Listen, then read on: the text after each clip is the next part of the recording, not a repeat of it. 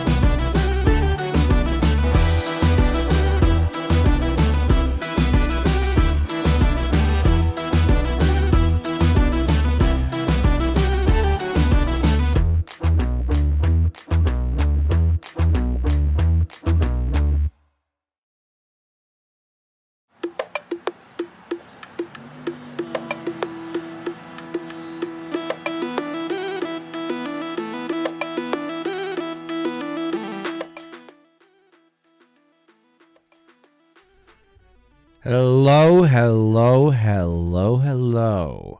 I believe my setup is a bit fucked up. I believe my setup is indeed a little bit fucked up. Give me 1 second. Let me fix it. Of course, everything has to go to shit. Okay, no, we don't want Chatterino. We want, what do we want? We want this. Okay, we want this right here. Now we want to spread that thick boy real nice. Just like that. Then we want chat. Do we want chat? Yes, we want chat. Hello! Hello, chat. Hello indeed. Today is a fine day, the 25th of September, a beautiful Wednesday, but I will do my absolute best to make it feel more like a good old Friday for you all. Like a good old Friday. It's good to be back. I have not seen you since Sunday. That's been 2 very long days missing my beautiful child soldiers. It is very nice to see all the OGs in chat. Yanagibashi, MFG, Top G, the Good Lenin, Red Armadillo, Hypercat, Eco Waves, Poopy Dan, Lady DXD, Hypercept, Hummus Riffs. I always fight properly pronouncing that. Hello everyone, welcome. I just got out of a car after a pretty much 4-hour drive. I was at my grandma's place and my mom's place for the entire weekend. What did I eat? I ate really good food. What did I drink? I drank really good rakia. I am probably at least 7 fucking pounds / 2.5 kilograms heavier after that experience, but I feel extremely well rested and ready to get right back into it. Not like I didn't work throughout that period. Yesterday we interviewed over on the D program. We interviewed some great comrades over from Justice Warriors, a really cool comic book / what do you want to call it? Comic book / visual novel, etc., that I really recommend you check out. A second part has just come out, Justice Warriors 2. So did grandma overfeed you, then tell you to lose weight? Absolute eternal Slavic classic. That is what she did. One of them. The other grandma was like, you're too skinny, you need to eat. So she didn't give me shit. Thank you, Razentic, for continuing the gifts of my beautiful child soldier. Thank you very much. Let's get to that beautiful 1,300. Justice Warriors is out. I totally forgot. Yes, that is why I'm telling you, go and check it out. It's actually really good. It might be even better than the first one, which is very difficult because it is a very, very good class-conscious comic book. But yes, very good to see you. Welcome back to the show. Today we have more, let's call it, content-brained shit to go through. We're going to be talking about the future of streaming and how political streamers at least influence the perception of how reporting on news is supposed to be done. We're going to start out with a basic shit post from Noah Samson, a dear friend of the show, called How Leftists Dehumanize You. We're finally going to watch the fucking BLACKROCK video. I've been saying when I watch the BLACKROCK video for the last 3 streams, we never somehow get to it. We might check out Hassan's sitch over at NBC. That should be an interesting interview. Then we're going to watch the video by Wisecrack about streaming is changing politics. Is that good? Is that a good thing? That is basically probably going to be the meat and bones of this. We have classic chud talk by Fantano on Elon Musk being a disgusting loser. I love that type of drama. We're going to cover some news later as well, but it looks like a classic Yugopnik chill sesh this fine Wednesday, which I will make feel more like a Friday. So sit in, pop in those headphones, pop in those Xanaxes or whatever you use over there in the brilliant US of A, and take a little trip down the more interesting topics of the past week and a general conversation about, well, the state of things. Is it bad? Is it good? I don't know. I don't know why Twitch, I just started streaming and I cannot snooze an ad. It's immediately playing an ad. I have a blocker set up to not play ads at least in the first 10 to 15 minutes of a stream. And the stream has been going, well, it's been going for 11 minutes counting the intro video. So yeah, that might be the reason. So I apologize for that. Oh, hell yeah, you go on my day off. Let's fucking go. You don't work on a Wednesday. That means it's a Friday. Fucking perfect. Good Lenin as well. You're lucky. You see me, I'm working here. Look, I'm working over here. Hey, I'm working over here. if this can be called a job. Okay, so let's start with the Noah Samson basic shitpost. How leftists dehumanize you. He's been on a roll. He's made 3 videos, one after another. Pretty interesting. Content farming all the reactionaries. That's what I like to see. Make that dollar, baby.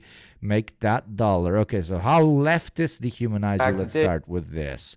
Mods, my beautiful Pokemon, my beautiful super soldiers. Please always adjust the title accordingly. Just a small reminder. Me love you very much. Very long time. Yes. Thank you. Exapostasi for the resub, you fucking G. At work, but 2 months. Let's go. Love you, Hugo. Love you right back. 2 months passed like 2 seconds.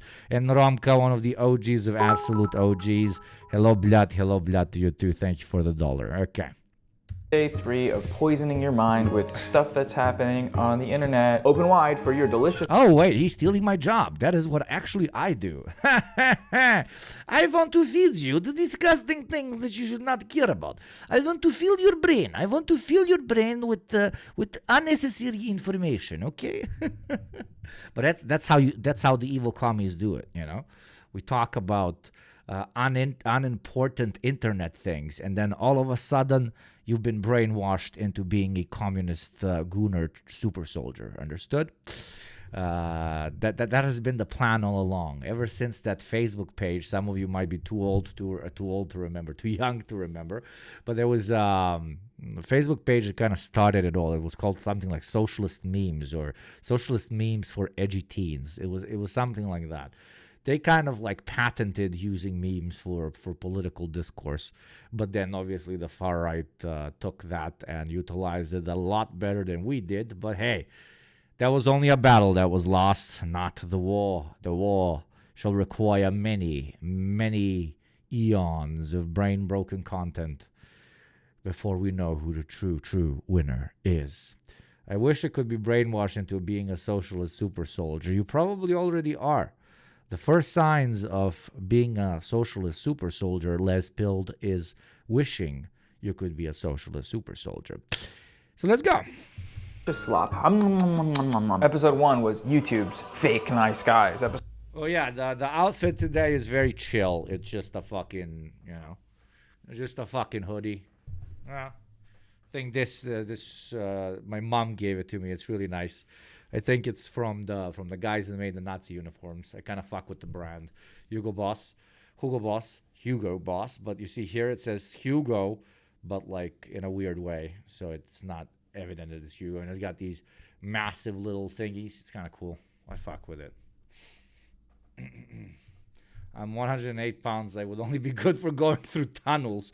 Well, all socialist soldiers are super soldiers, so you're good. Episode 2 was how bread tubers manipulate you. Ooh. This one's going to be about the topic of... Let me fix my... Everything's going wrong with today's fucking setup. Not with you guys. The stream is going fine. Just with the setup, everything just... OBS cucking me like always. And I had to take my microphone with me when I was traveling. So now this... like... its positioning is also off. I apologize. Chat. Of what is this crap? This isn't the only... More like a Hugo Boss, am I right? Dude, that is such a good fucking idea. Oh my god, let me write that down. Stealing Hugo Boss fonts and designs. Wonderful, a new child and soldier, writing subscriber. Hugo Boss instead. Thank you very much for your quite literal idea that I'm going to steal and turn into deprogram merch and make hundreds of thousands of dollars. So thank you very much. Yanagibashi, thank you for the gift sub, my beautiful child soldier. Thank you kindly.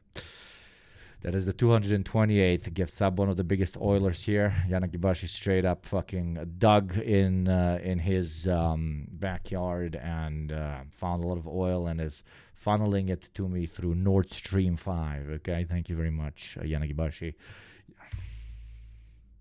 a tactic these guys use to attack their opponents. They also love labeling them as full-blown extremists.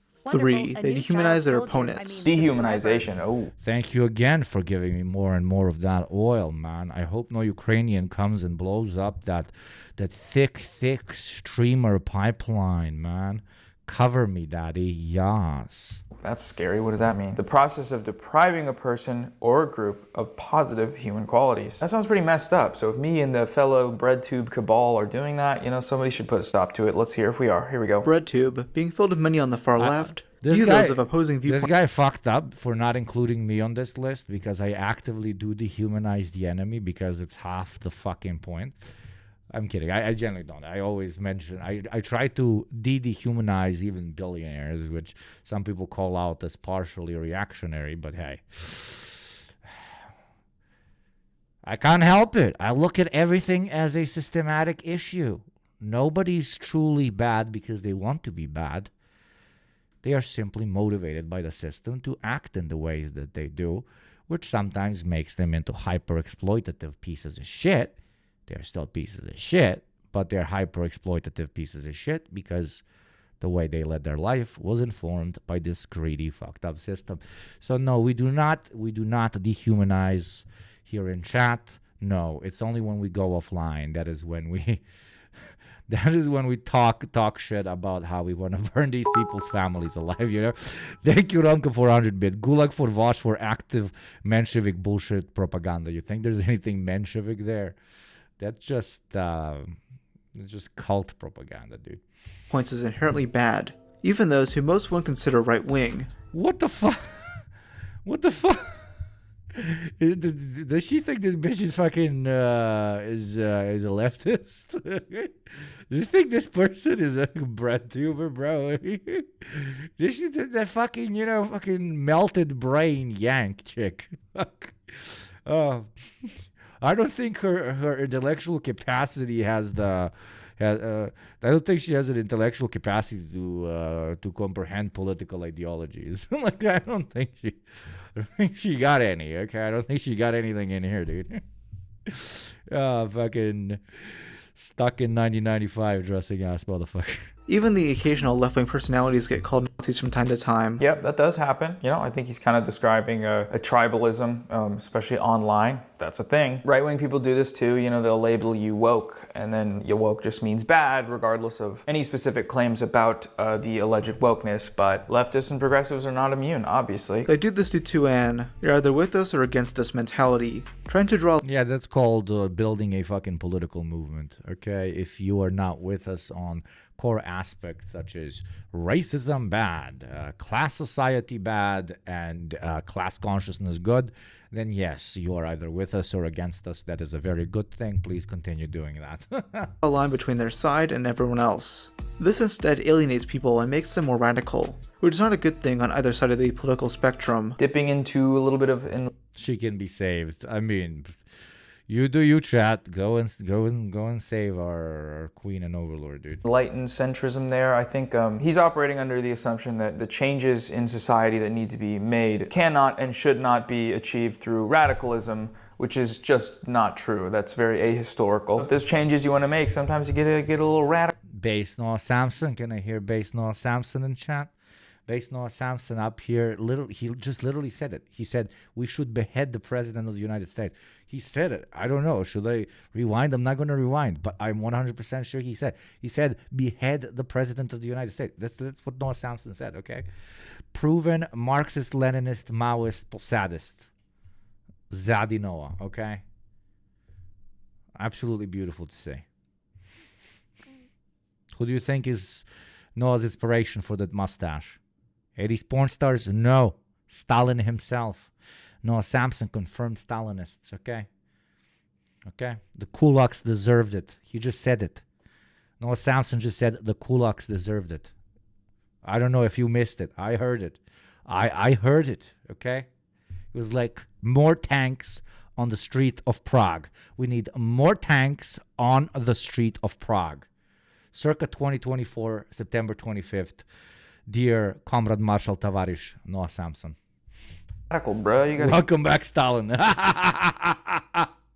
Welcome back, Stalin. Noah Samson, Stalin number 2. Thank you, Romka, for the 100 bits based literally every single thing you just said. Kickflip your way into civil rights or whatever. That said though, online echo chambers are a thing, and holding extreme political views, especially if they come from the internet and are from an echo chamber, as in you haven't evaluated all of what's going on and don't have a firm grounding of it in... The craziest thing is that these centrists that call out people with actually relatively coherent worldviews, even if they're reactionary or progressive, the big irony of them calling those people with, you know, said ideologies somebody who is stuck in an echo chamber has always been absolutely hilarious to me, because there is no bigger echo chamber than the so-called enlightened centrists that tap each other on the back and say, no, you're actually really smart for not having a coherent opinion on anything. We should look at all sides, man. That is a true academic and smart approach to life. The biggest political echo chamber is exactly of the apolitical, okay? Probably because you're here, that shows that you are kind of political, but most normies will unironically and without even flinching or cringing for a second say, I am not interested in politics. It's like not being interested in water or the fucking gravity. You know, it's still going to exist and pull you down. You might as well learn a bit more about how gravity works so that you can run, you know? But, you know, because they're in an echo chamber, that they present it as if it's a superior and intellectually eloquent position to hold. I am a centrist. I hate politics. Nobody likes politics, you stupid fucking monkey. Okay? But it's like gravity. It's there. It's how we organize society. And if you want a better life, you gotta address it. But no.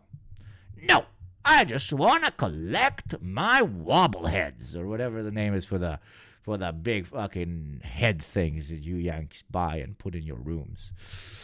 Reality, that can be bad too. So let's just see. People who aren't interested in politics are either people who've become very jaded due to liberal democracy stopping progress, or are the most reactionary people you've ever known. Absolutely. And there's a third category, people that live in immense privilege, okay? People that live in immense privilege almost never want to talk about politics because it hurts the brain. It hurts the brain to think that daddy might be the bad guy. It hurts the brain that mommy being CEO of oil company 750, sector 300, it might mean that mommy bad. And that might mean that my new Ferrari not actually bought with moral monies. I don't want to think about it. It is cringy. Ooh, very cringy to talk about politics, bros. Let's just do another line of cocaine. Ooh, but what about status quo? It's so nice in my first world labor aristocrat KKK rat status quo. Exactly, Ramka. Exactly. Thank you very much, Chase Sadie, for the second month. Hopefully this Yugo guy isn't an apolitical tanky. Absolutely. I am definitely an apolitical tanky brother. Let's fucking go. See what examples Fail sons must die. You said it, not me, sure. Brings up here. How about that? I first brought this topic up in my Noah Samson video, as he loves to label his opponents as incels, red pillars, reactionaries, or fascists. An issue I have with this is that he doesn't properly define these terms, as he kind of throws them around all willy-nilly. I mean, there's this one video where he shows a cringy workout motivation video, and describes it as this. Like, I'm all for a little gym motivation, right? But why does it have to be a little bit fascist, you know? I don't know, seems not great. What does showing fat people as lazy have to do with fascism? I'm happy to answer that question, Rob. Yeah. Oh, no. He really goes with the, I'm happy to answer that question. I'll tell you immediately, okay? That is the best way to answer people when they're like, oh, you're just calling everything fascist when you're not doing that. Just explain to them why it is fascist. That's it.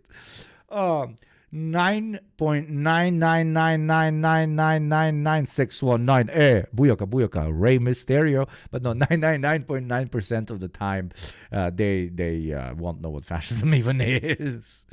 It's the sweetest of tears, brothers. If we go back to this video, we can look at what he described as a cringy workout video. So the video in question was a gym motivation video. The video ends with a guy going to the gym, getting stronger. It says embrace masculinity, and then there's a bunch of muscle boys and sports boys and strength boys. The reason I describe this video as a little bit fascist is not because of the workout stuff, but because of what comes before that. What is held in contrast to it, which is somebody saying men are not meant to be dominant, life's too short to exercise, there's better things to do. This guy's saying nobody cares about your muscles. This guy's saying someone in sort of a clown goth makeup is telling someone else they're corrupted. And then there's a clip of a person screaming, which is kind of the archetype of the triggered SJW. And also clips of people saying it's okay to be fat and that working out is fatphobic. And then this guy doing all this stuff. That's when it transitions to the workout stuff. Fascism as an ideology is built on a structure of power and superiority. Power on its own has no claim on morality. Like when I bench press 2 plates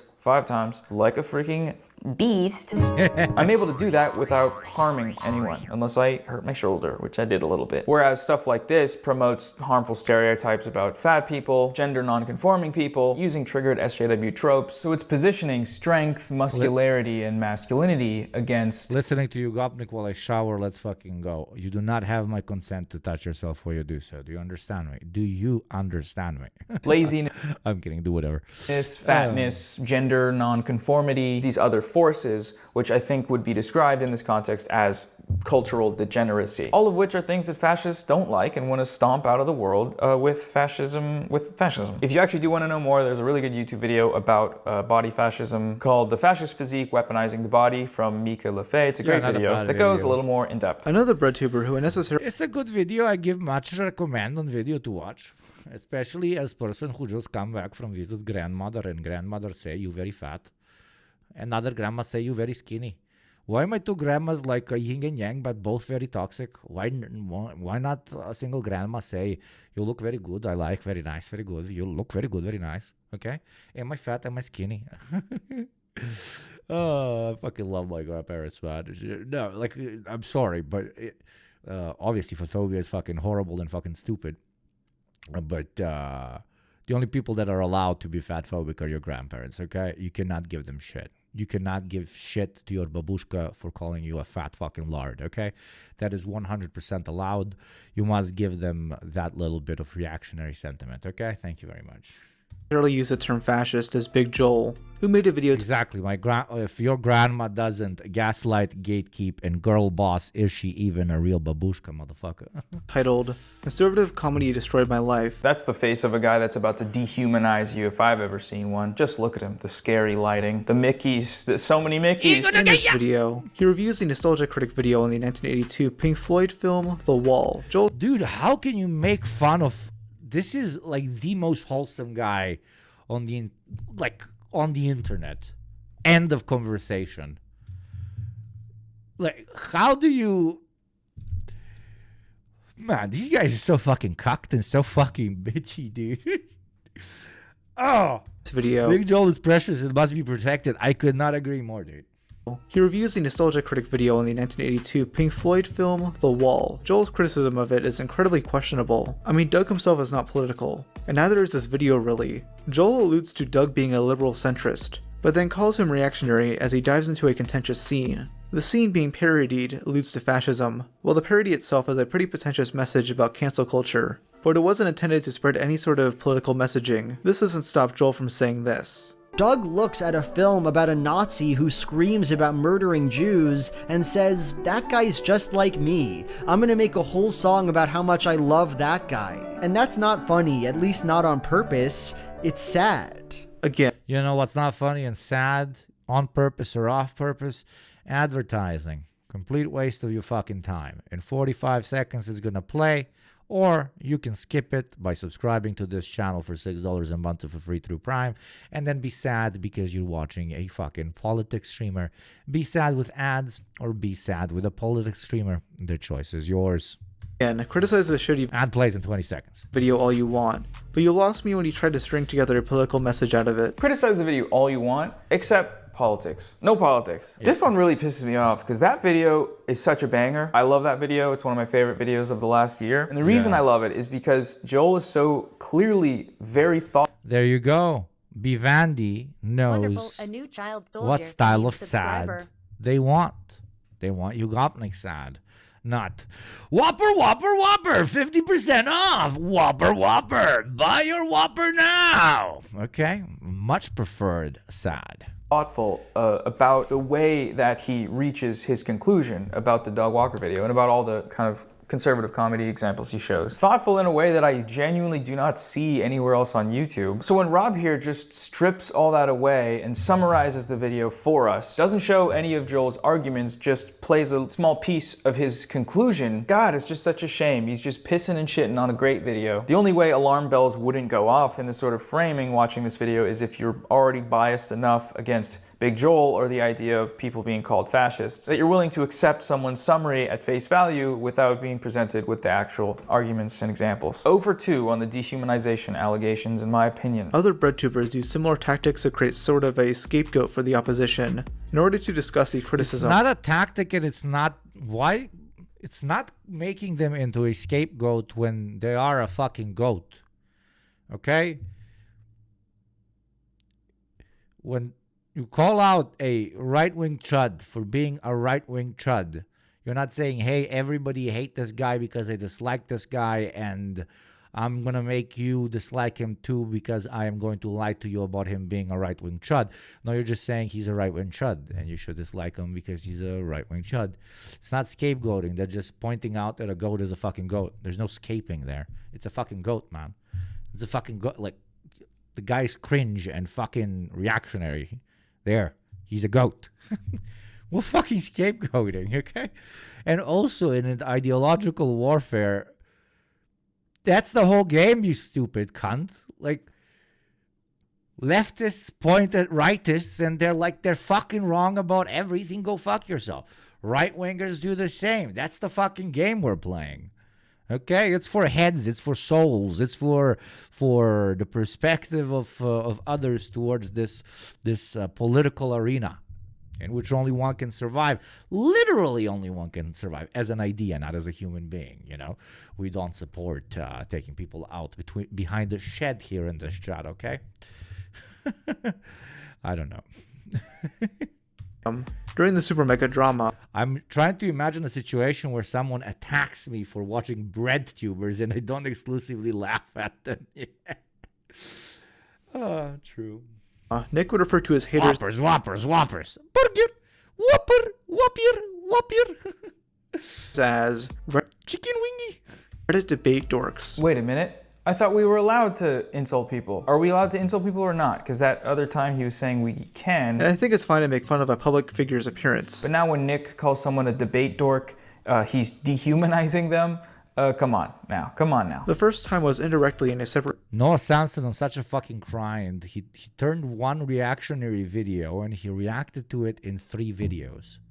I love this man so much. He's literally Stalin too, okay? Noah, you are Stalin too, okay? Roll out those, like, Noah be making fucking tanks, but from thumbnails instead of wheels and chainmail. Our tanks shall drive on pure content fuel. Go get that bread, brother. video. Today I'm wearing my scary shirt Hi, Mr. Draws. to make me look a lot more scary. There's too many Reddit debate bro dorks on Wonderful, this a new website child trying to soldier come can after be me every single subscriber. day. So I thought I'd show Thank you, Womgyat, for the 5-month sub, baby. Alo, zdravo brže bre. Ili muškarcu, pojma nema. Ili non-binary, ne znam, brate, sestro, ono, brate. Što ima, brate? them a little bit of what I'm made of. You know, do I look scary? Sure, buddy. Dude, he's joking. He's doing the joke. He's not saying he... this is pretty scary. I don't know, just like that Joel thing. There's some scary guys on the left. Anyways, he says something similar in an Instagram story, very clearly referencing Destiny, who began looking into the super mega drama thanks to Turkey Tom. Let's hear that again, chat. Listen to this again, chat. Destiny, who began looking into the super mega drama thanks to Turkey Tom.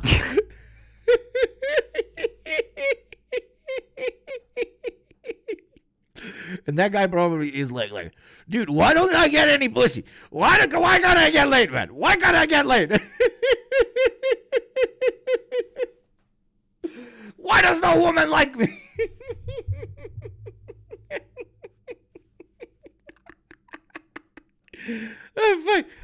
Man, I fucking love reactions. Like, if there's one way you can convince yourself that you're on the right side of history, that's not, like objective material analysis, philosophy that is propped up with the understanding of history and the way that systems work, etc., etc. If you don't want any of that, if you just want to go for the feels, just look at a right-winger. Just talk to a right-winger. Just look at how their life is going.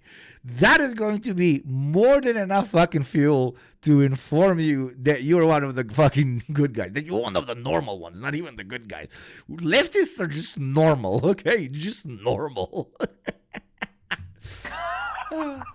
Oh, God damn it, dude. Oh, just when I start taking it seriously, I get ripped out of the illusion by sentences like that. Did you see Nick is not green very clearly referencing Destiny on his Instagram story? All because Destiny was talking about the super mega controversy thanks to Turkey Tom. Holy fuck. Talk to a person in real life. Not just Rob, but me. I'm talking to myself because I'm making a video about this, and you, the viewer, if you care about this. I'm doing a little too much, but all I'm saying is this is a hilarious conversation to bring to someone that isn't terminally online. That's all I'm saying. Then we come to In Praise of Shadows, who I'll call Zane for the rest of the video. Surprised I really haven't discussed or talked about him on the channel yet, though to be fair, a lot of channels did. I did archive the original video, so you're welcome. Thank you, Rob. Everybody say thank you, Rob. In the Thank you, comments. Thank Rob. Basically, this dude makes thank you, horror Rob. movie videos and made a really bad review of The Hills Have Eyes, where he compares the Hot take, but this generation is great. The kids are going to be all right. This generation is fucking awesome. I fucking love this fucking generation. I absolutely love this fucking generation. Because this generation makes fun of fucking chuds like this organically, okay? They're not chuds like this organically. They make fun of chuds like this organically. Okay? Kids are gonna be all right.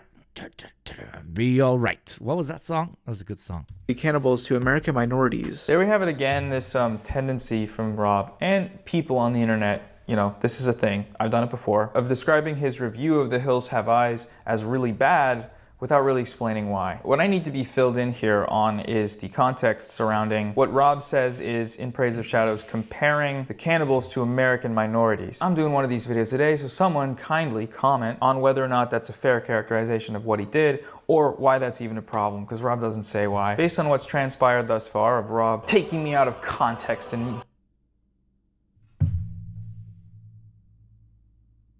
Somebody knocking on my door? I'm alone.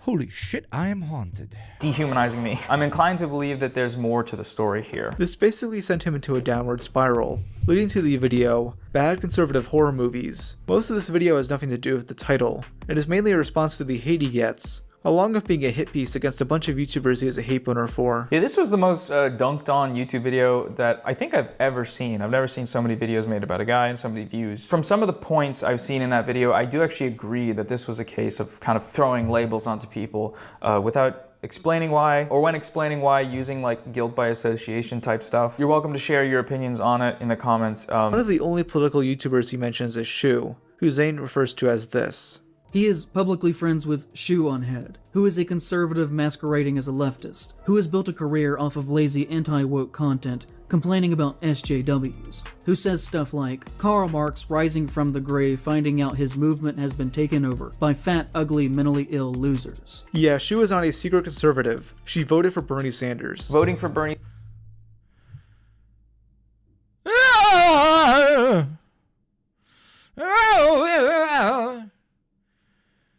My boy said that sentence. My brother said that sentence. U ime Otca i Sina i Svetoga Duha, amin, da izađe đavo iz tebe, da izađe sva satana. Treba da se lečiš, dođi s lopatu da te biju naši popovi, dođi s lopatu da te biju naši popovi, da ti izađe, amin. Sorry, I needed to do some orthodox fucking soul cleansing of this man because He needs it. Bernie Sanders doesn't disqualify you from being a conservative masquerading as a Acelergizo leftist. In fact, if drogo. you were a conservative Get whatever drugs you're on. May you purify yourself from them. They are causing you damage. masquerading as a leftist and you wanted to do more masquerading, it would make sense to tell people that you voted for Bernie Sanders. But okay, is this tweet evidence enough to classify her as such? I'm inclined to believe that anyone that represents the left in this type of way typically does have some sort of conservative or anti-woke bias. And I remember this discourse, it was someone saying, if you're a leftist, you need to work out. And then someone saying, that makes you a fascist. It was people just being too online, basically. And so when Shu uses hyperbole to kind of associate two people being wild online with like the broader left and Karl Marx or whatever, even if it's like joking hyperbole, it's still indicative of some form of bias. Is that enough to call her a conservative, like a tangible example? I don't think so. I think at one point I would have said yes, because my visceral reaction to reading a tweet like that is, oh yeah, 98. No, she's not a conservative for that fucking tweet. She's just, you know, a fucking idiot for that tweet. But her general politics are conservative. That's why. Percent of the platform that she supports, that she talks about as normal, that's the conservative one. Time someone tweets something like that, they're a conservative. But I've been around the internet long enough to know that I just basically need more examples. That's all. Lumping these pretty average people as right-wing extremists is pretty hilarious, as this dude is an actual extremist. I mean, but yeah, calling them extremists is over the top. They're just fucking smooth-brained content creators, my bruv, not extremists. At one point he claims that Wendigoon should be allowed in public, due to the beliefs Zane described him. I care deeply about horror, and everything that he does has demonstrated so far in his career that he should not be welcomed in our spaces, or even, you know, just in public in general. Oh my god, it's so fucking American. Oh god, this is just... You could have said that, like, we shouldn't like this guy, fuck this guy. He shouldn't be welcome in our spaces. What? Are we fucking androids now? Yanks, please talk normal. I love you. I know you mean well. Talk normal, please. Thank you. I love you. Okay. Normal, please. Thank you. I feel for Zane on this one, man, because I've had this same thought before. I've probably said this before, which is this person shouldn't be welcome in our spaces is kind of a declarative way to signal that you think they are causing harm. And whether or not that's a problem using that description, I think depends on whether or not they are causing harm. And that's something that's up for disagreement. In this case, you know, do I think Zane shows that to be happening, to Wendigoon to be doing that? I don't. Not from what I've seen anyways, but again, help me out, audience, because I'm open to the marketplace of ideas and free and open debate. You know what I mean? You know what I mean? He also accuses Wendigoon of being racist, strictly because of the area he lives in. Burger! Racist! Burger! Deep Appalachia is very white country, and for the most part... Oh man, I touched some grass. I never watched this video, but now I see why everybody fucking... Oh god, dude, why did you shoot yourself in the dick so fucking hard, man? Is exceptionally racist.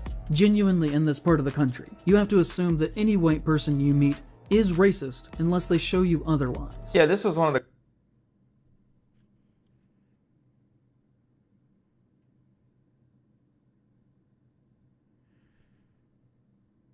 That's like, that is like unironically racist. Like, I'm fucking saying it. Generalizing so fucking, what the fuck, dude? My boy doing woke race science up in this bitch. The clips that I saw and I was like, yeah, that's a pretty wild thing to say. The first reason being that it plays into this framework that you are racist or you aren't. And I think as a broader societal structure, people hold racist views and attitudes in varying degrees. The most... So you're saying that reverse racism exists? Obviously not in the American context. Again, it's white people like 99% of the time. But if you go out and you literally say, all the people from this place are unhinged, backwards, and evil. All of them. That is bigotry. That is 100% bigotry. Like 100% bigotry.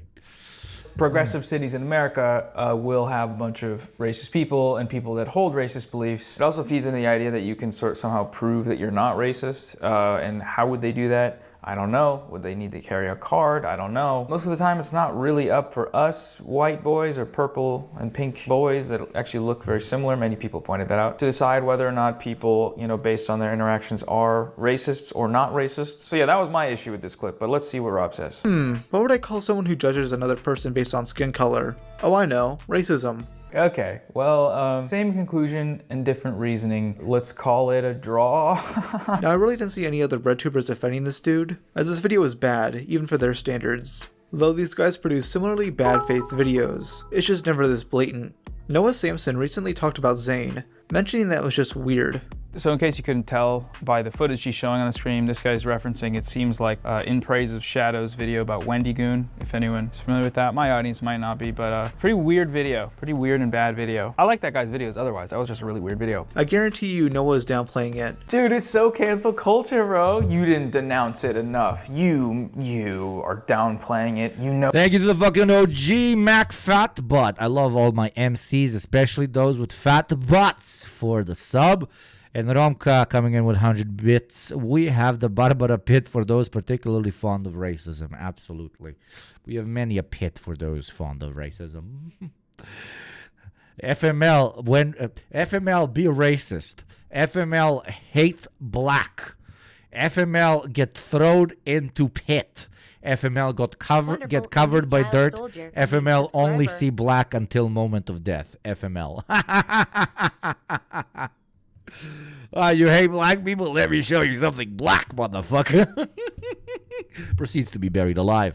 Thank you, CNS Bright, for the sub with Prime. Welcome, my beautiful child soldier. Let's fucking go. Know what you did. I get it, because we do kind of look similar, but a different guy. That's not me. I'm a different guy than that, so I don't have to answer for his heinous crimes. I guarantee you Noah is downplaying it, because his exposed videos are just as poorly done. Hey. As a Hispanic mutt in the United States, I honestly think it's really funny whenever people try to be racist towards me. It's so fucking good. It fills me probably because I look white as hell, but the moment they hear me speak Spanish, they lose it. They're like, you're not one of our type of Pokemon.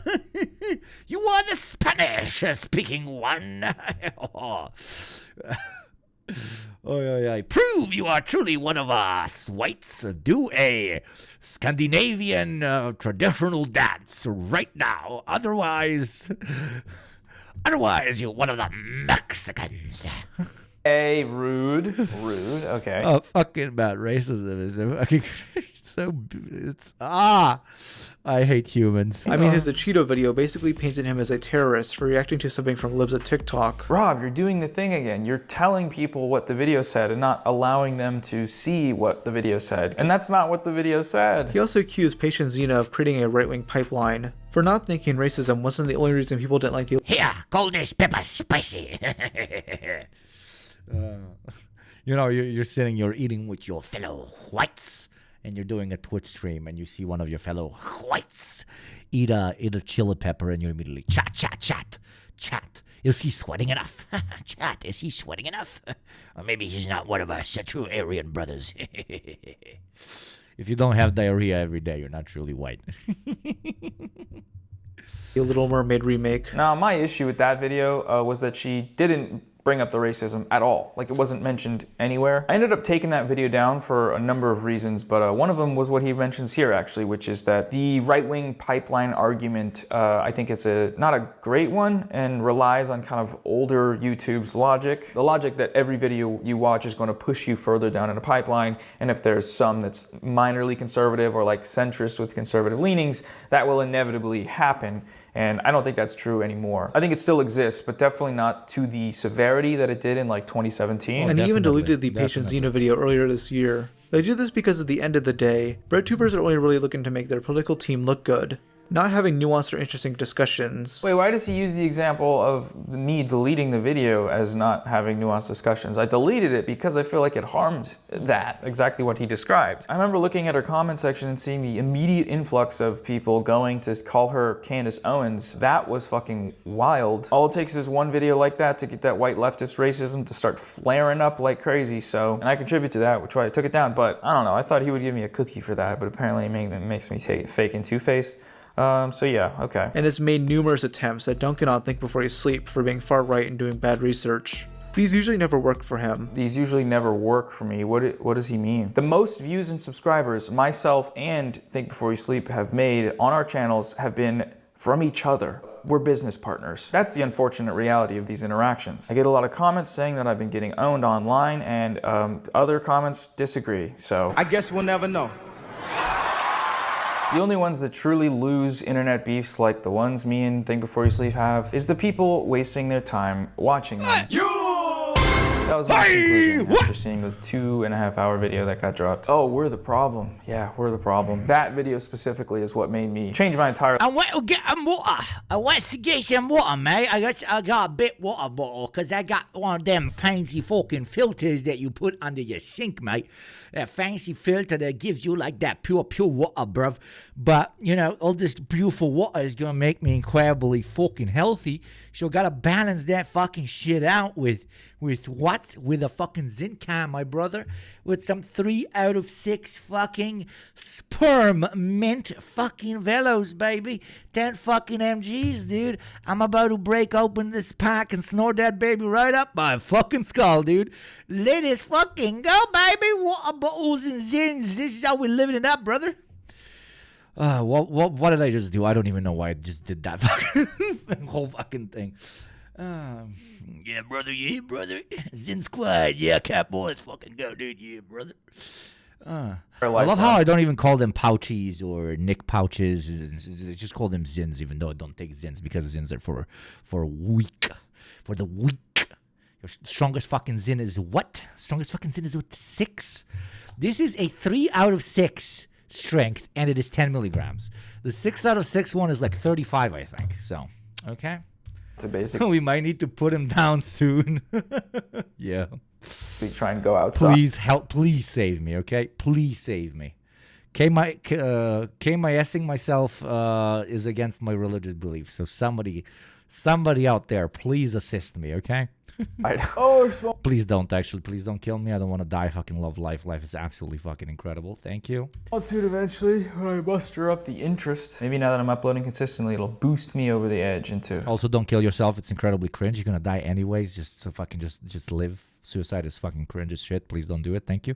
Working. Tag 2 blokes who do fuck all. All right. Random Yugopnik PSA about suicide. Continuing. So those are the arguments and examples for point number 3, that we dehumanize our opponents. That's my interpretation of them. Let me know what you thought, if you agree, if you disagree. The basic premise here, I kind of agree with generally on the internet. People should do a better job at explaining what they mean when they use certain political terms. I do think there's a human element to that though, where if you're online and people follow you, that you're on a shared understanding of what we mean when we use the word fascist, let's say, and stopping to clarify why something is fascist 24/7 is annoying, and it harms the ability to have certain conversations. I don't think that it necessarily invalidates the broader point that explanations can be helpful, but the standard being set here for how we should be using the internet feels pretty strict. I don't know. And yeah, this is unimportant, doesn't matter, I don't care. Bye, thank you very much. No, I love you, but I don't care. I don't care. Ha ha ha. The importance of discourse, the importance of citations, the importance of properly and ethically calling someone out. No, don't care. Don't care. Eat my dick. If you're a fucking right-winger, I will not treat you with any decency or respect, or treat your arguments as if there's some fucking academic paper that I'm giving my fucking analysis to. No, eat my ass. Goodbye. Do svidania. Sleep well. Ciao! Okay, now the actually important shit that is fucking terrifying. Shit that actually influences the world. BLACKROCK. No, not cock. BLACKROCK. The conspiracies you don't know. Is it scary? Is it not scary? Let's learn, because it's probably terrifying. Thank you very much to my beautiful 18 raiders from Kairos Rev. Everybody go check out Kairos Rev and give them a beautiful, beautiful follow. Thank you very much and welcome to the community, my dear friends. If anybody was thinking about gifting a sub, now is the moment. To our new friends. Thank you very much. GG Alright Technics. You can call me Glitch Greens. Yeah, baby, Glitch Greens. Thank you very much, Glitch Greens, for the 6-month subs. Okay, now let's talk about BLACKROCK. Okay, BLACKROCK, not to be confused with penises with additional melanin. Okay, so let's learn about BLACKROCK and why it is very, very scary. Thank you, Jaeger, for the gifted sub to Kairos Rev. Thank you very much, Kairos. I hope you had a good motherfucking stream, baby. Welcome. In front of the headquarters of a company that manages $10.6 trillion. That's more than half the United States GDP.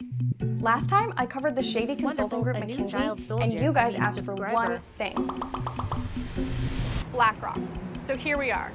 BlackRock is the subject of a lot of speculation online. There is a robot that controls more wealth than any country on Earth. Really, the commander-in-chief.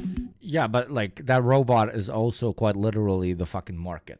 We talk about this here all the time. The actual fucking market. You know, that's the evil cybernetic Cybertron fucking Skynet shit that is the dark cabal behind everything that even has more power than the most powerful and wealthy of capitalists, which is ironically the market. Like they serve it. It does not serve them. Is Larry Fink. They have stock in... It is simply a system that's gotten out of control that was supposed to originally serve our interests, you know, the efficiency of the so-called market, etc., etc., the so-called efficiency of the market, etc. But it's gotten out of control, and now it's what's dictating our species' future instead of, organic life forms. So you are living in the dystopian AI-controlled universe. You don't fucking need ChatGPT low-res art to believe it, brother. 95% of Fortune 500 companies, and they've been hired by governments across the world to help manage financial crises and even just conduct normal operations. That means that pretty much any time you interact with the economy, working, buying stuff, driving a car, going to the bank, anything, you're interacting with BlackRock. But that $10.6 trillion isn't really their money. Don't worry, we'll come back to that. And they claim they're just passive investors, which seems harmless, right? And you also have, like, if you invest in anything, if you don't want your money to be idling, and you, for example, invest in through insurance, or you invest in certain financial portfolios, a massive chance that a part of your money is going into BlackRock. I have a small amount, I think, relatively small amount that I pay absolutely every month to go into a fund that can maybe be my pension. Hopefully not. Hopefully we destroy the system at that point and we can have real pensions, But in case it doesn't happen, they go there. And a big chunk of that money is sent over to BlackRock. So to an extent, I am giving money to BlackRock, which is insane. But you don't really have a choice when you look at those portfolios, those set portfolios. If you want choice, you have to have a lot more money, so that you can go and tell a broker, I want money in this and this and this, or you yourself to trade, etc., etc. Go to a hedge fund, blah, blah, blah. I don't have that money. I just do these portfolios that are just there, developing markets, developed markets, and shit like that. And a chunk of that goes into BlackRock, which when I found out, I was like, what the fuck? I don't want to support these fucking cunts. And they're like, oh, you don't have a choice. While I love a good conspiracy, and I know there was a cornucopia on the Fruit of the Loom logo, how much of a conspiracy is this really? I wanted to get to the truth behind BlackRock and the other nearly identical asset managers, State Street and Vanguard, known as the Big Three. Are they actively controlling the world and shaping it in their favor? Or are they passive investors just riding the wave of American economic expansion? Stay with me. We'll get to the spooky stuff soon, but first let's talk through some finance basics that give BlackRock their power. What an asset manager actually does, the main product they provide, index funds, their favorite loophole, passivity, and their position in our economy, the not at all terrifying sounding universal ownership. BlackRock is an asset manager, and the service they offer is taking a customer's money and making more money out of it. Their existence relies upon an important invention of the 70s. This one I bet it's only $119. More exciting, the index fund. Index it was funds, pioneered daddy. by the first CEO of Vanguard, and it offers investors a way to... That's what I was talking about. Motherfucking index funds. I invest in fucking index funds, but it's not a very model. It is not making me very sleep at night very good. Yes, da. To invest in many stocks at once. So instead of betting a lot on a few individual companies, you bet a little bit on every company in the whole index. Basically just the whole market itself. Yeah. The index at least steers a steady course. It's like instead of betting on a single horse, you're betting on all the horses at once. An index fund... You're unironically betting on the market economy continuing and growing at a faster pace than inflation. That's it. That's it. Because your money is so divided in like small pieces that are just like thrown as seeds over the entire market's corporation, you're betting on the whole market. That's it. And I would absolutely love to lose every single cent I've ever shoved in the fucking index fund, if that means the market fucking dies. Funds are a form of mutual fund. Betting online go up, yes. Safe as fucking bet. General way people pool their money together to make big investments. But someone needs to be the one to pool all that money together and manage it, and that's an asset manager, i.e. BlackRock. Index funds and ETFs are their main products, and they're pretty similar. They're popular because they're lower risk, have more consistent returns, and are cheaper for asset managers because they don't have to pay a guy to place bets all day, which studies show they are not very good at. Just ignore the folly of short-term speculation. Thank you very much, Hey J.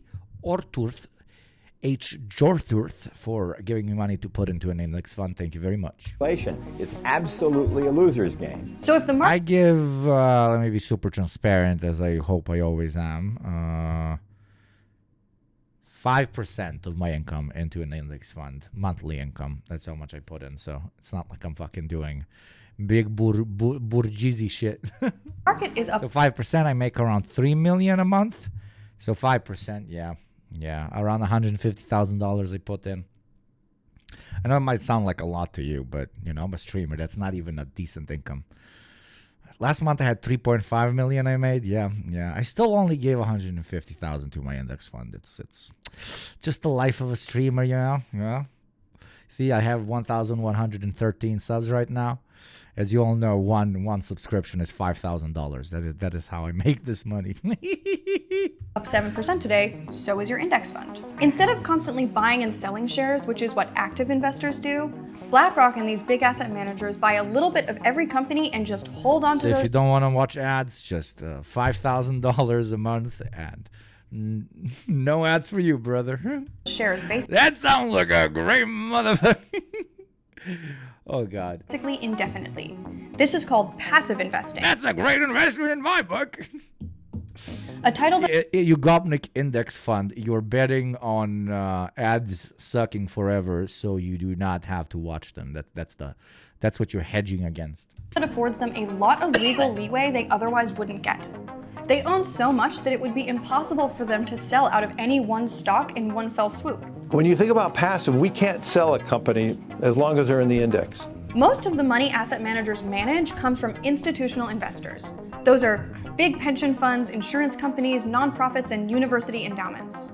Fuck chat, that Zin fucking hit me like a motherfucking truck, dude. I am seeing fucking dots. But while all the money they manage is in the hands of these big institutions, most of it actually comes from regular people. Public and private pension plans, 401k owners, college tuition, and anyone with insurance. This is your money, but it doesn't always come back to you. Nor do you get a say in the companies it gets invested in. While they want good returns on those investments, contrary to how we think about Wolf of Wall Street type. Look at all those lines, Chad. They do be going up, brother. Yeah, brother. I love my lines going up, brother. Investors, that's not actually their main goal. They make their profits from the fees they charge their clients, not from the returns on the money they invest. I spoke with Benjamin Braun, a professor of political economy at the London School of Economics. Mr. Draws, thank you very much for investing in the one index fund of the future that matters, and that is that the Yugopnik numbers will be going up and that advertising quality will be going down. He's written a bunch of studies on asset managers' role in our economy and society. The fees you earn if you're BlackRock increase when the market value of the assets you manage increases. You maximize your assets under management by winning over new clients and by getting the clients that you already have to give you more money. When you have $10 trillion, you have to put them somewhere, and eventually that somewhere becomes everywhere. Universal ownership refers to holding shares in the entire universe. So that everybody who invests is basically betting on average the economy going up. What I said in the beginning of the video. Welcome to Yugopnik streams, where I play you 15-minute videos, but I completely spoil them by pretty much giving out the thesis in the beginning, because I have watched so much content that my brain now automatically knows what's going to happen. I am the worst guy on the planet to watch movies with, because unless it's really well written and unless it's really fucking original, You just spot the 3-4 different factors that can tell you exactly what direction the movie is going to go in. And yes, I'm that piece of shit that says it out loud, because when the movie ends, I love that. I love that beautiful moment where everybody turns to me and is like, how the fuck did you guess that? Well, not because I'm smart, but because I've spent most of my life fucking watching shit. Universe of firms listed on the stock market. The big three asset managers, BlackRock, Vanguard, State Street, hold a sizable but still relatively small stake in all listed corporations. BlackRock is a 3 to 10% shareholder in all of these companies. This may not sound like a lot, but it's enough that selling all of it at once would likely crash that entire stock, kind of locking them into the whole not selling passive thing. 5% in any individual company is actually very significant, because if and when...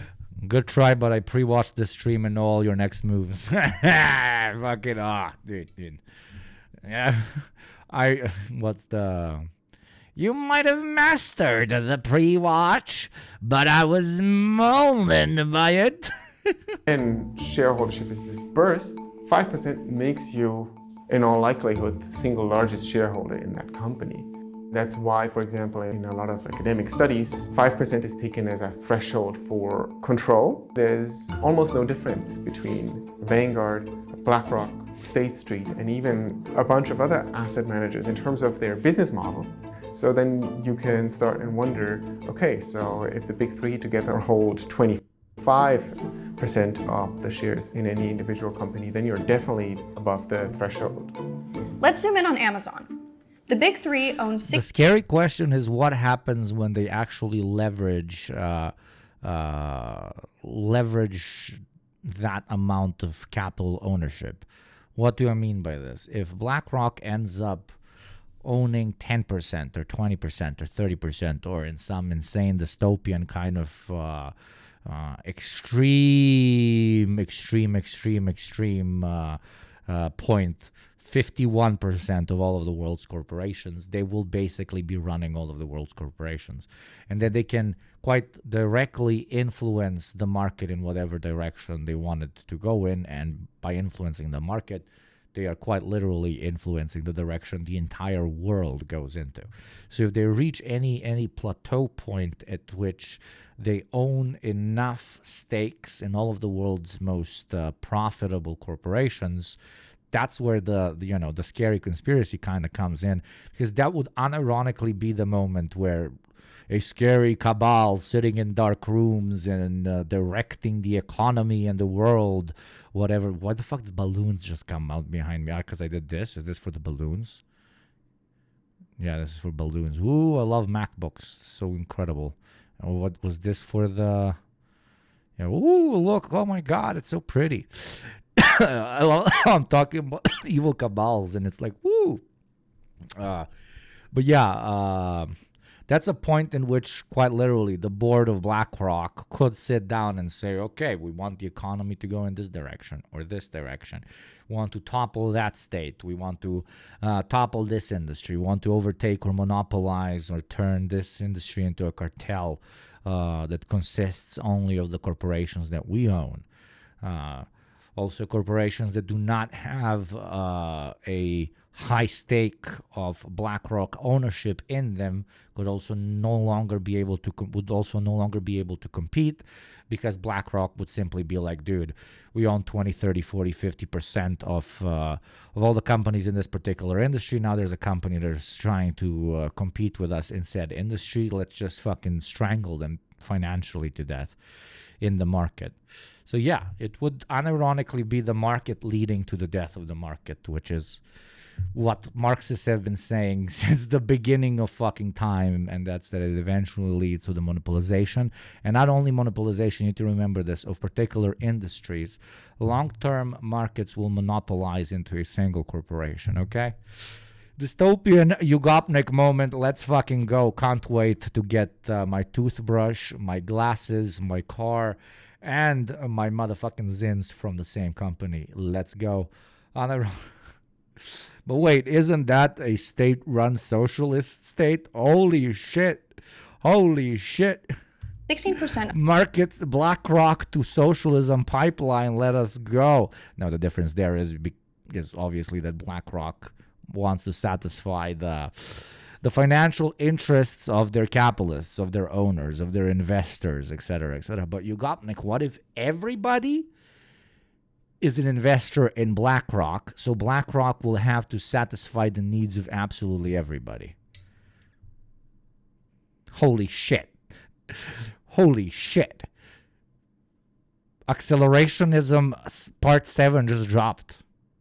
So we want BlackRock to take over everything so that communists can simply just take over BlackRock. And there you go. You have socialized the entire world's economy. You don't even need a massive revolution. You just got to throw a bunch of fucking suits out windows. That's it. People Republic of BBC, you piece of shit. New theory dropping here live on YugopnikTwitch. Thank you by any means necessary for 100 bits. Bro, besides the car, I literally buy all my stuff of the People's Republic of Walmart, right? It's crazy, dude. It's crazy, dude. Of all outstanding Amazon shares, Jeff Bezos only owns 9%. In theory, universal owners should have an interest in maximizing profits in the long term across the entire economy. And that is not how they operate in practice. The amount of stock you have determines the number of votes you get. BlackRock is almost always in the top 3, maybe 5 if they're feeling broke. So that is a lot of votes. And let's not forget, it's not BlackRock's money that's invested. It's your dad's pension fund and your insurer's massive... And your dad's pension fund, meaning me. I am all of your father. ...pile of savings. Luke, I am your father. Hello, all Lukes, I am all of your father. It sounds crazy, but when you put your money in a pension fund, you sign away your voting rights to the pension fund manager. And then when the pension fund manager puts all their pension funds under an asset manager's control, they sign away all those votes to the asset manager. Kind of pyramid scheme vibes. And how do they actually use those votes? A 2017 study found that asset managers almost always voted with what the company executives recommended. And why are they always voting with company management? Back in the 80s, company managers used to spend company money on company things, like corporate jets, fancy offices, or occasionally paying their employees. And this made the investors sad because they wanted those profits. So they started offering company managers, in addition to bonuses and benefits, stock options. Executives' total pay was now forever tied to how much the company made. They can push managers, corporate managers, to act more in the interest of shareholders, meaning in the interest of corporate profits, and do more to maximize profits. This funnels money back to investors who now include management and away from any hope of making companies work better or including employees in the profits that their labor created. Back in the day, like my grandparents' day, more regular people had stocks, and the idea was that every shareholder could vote on things like board elections, mergers and acquisitions, executive compensation, and once in a while, wages. Sort of like democracy for people with disposable income. Government is the people's business, and every man, woman, and child becomes a shareholder with the first penny of tax paid. In 1945, 94% of stocks were owned by households. But that's not really how it works anymore. Stream is going Today, lovely. households have more like... We're talking about the inevitable creation of the People's Corporation. We have turned into Reaganites here on chat, okay? We are Reagan stans. We will all be shareholders of the beautiful People's Corporate Republic. Salute your CEO. The People's Corporate Armies shall swell in number, and the people's corporate tanks shall fill the streets. Like 40% of the stock market, and about half of that belongs to the top 10%. Okay,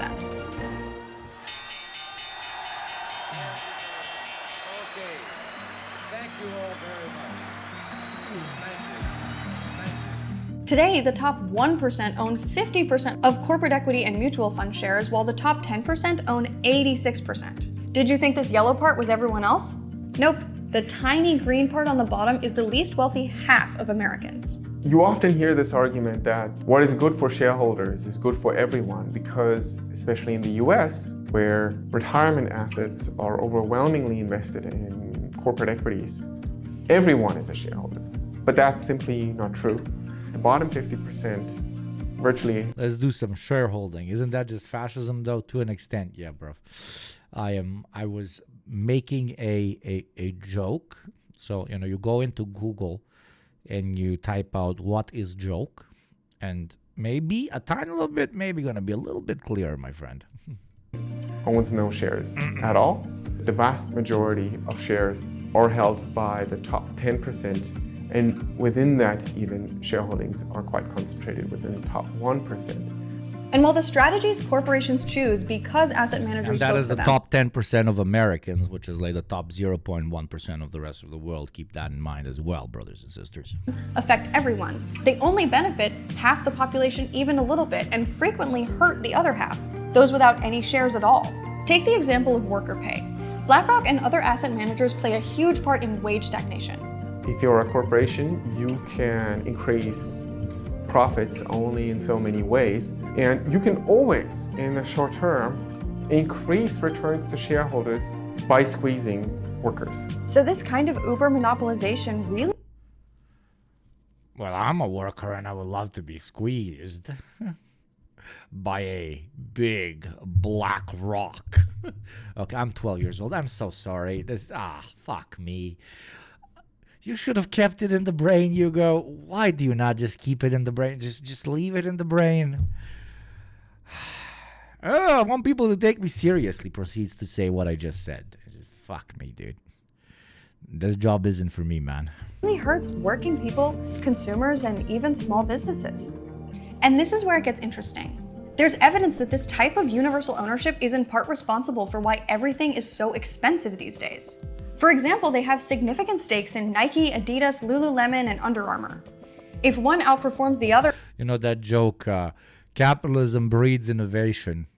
Capitalism. Capitalism breeds innovation. Also, capitalist products. Stream Brain 1, your dignity 0. Exactly. Thank you, ZFIH, for the 9 months of Twitch babies born. Google motherfucking gaga. Whether it's the same from BlackRock's point of view, and sometimes it can even lose investors' money altogether if companies were to start lowering prices to compete. That's the universal ownership logic in action, but it's... If capitalism is so good, why women no have at least 5 arms? Why all women just look the same? Why all women look the same? Why capitalism not create new type of woman? Why all of these women same woman? Lowering prices. I wasn't talking about the yoga pants. I was talking about the human beings in screen. Imagine. To compete. That's the universal ownership logic in action, but it's also an anti-competitive logic in action. The fact that all 5 airlines, all the major banks, for example, in the US have the same large shareholders creates a danger and a risk that these corporations will not engage in competition in the same way they would if they each had different shareholders. Because in that world, each shareholder would root for their company and would hope to outperform the market by the company they waged a bet on. It's sort of like a neo-monopoly where companies don't even have to merge and buy each other anymore because they all... Literally what I said previously, dude. I swear on all that I hold dearly, I don't fucking pre-watch. I just know theory, bro. I just know finances, bro. It's too fucking hard, man. It would be too much more entertaining for you, chat, for me to watch a video and learn from the video with you. But I already know all things. I know all things. So I can't learn new things from the content we consume, chat, okay? Maybe next stream we will learn about math, because I don't know anything about math. That would be very entertaining. So what is a root square? What is Pythagoras' theorem? all send profits to the same guys no matter what. And if you're aware, then all those CEOs are doubly conscious of the evil they participate in. Absolutely. And their large stakes in basically every company affords them friends in high places. From just 2014 to 2015, BlackRock performed over 1,500 private engagements with the companies held in their portfolio. BlackRock reportedly believes that meetings behind closed doors can go further than votes against management, and they typically give management a year before voting against them. They also have a lot of friends in the government. There's a sort of revolving door between BlackRock, the government, and the international bodies that create monetary policy. Things like the US Treasury, Federal Reserve, the central banks of Canada, some European countries, and Sweden, as well as the International Monetary Fund and the World Economic... Sweden? Poor Sweden, dude. What the fuck did Sweden do to be kicked off the continent, bruv? Some European countries and Sweden? So blah. The incredible African state of Sweden.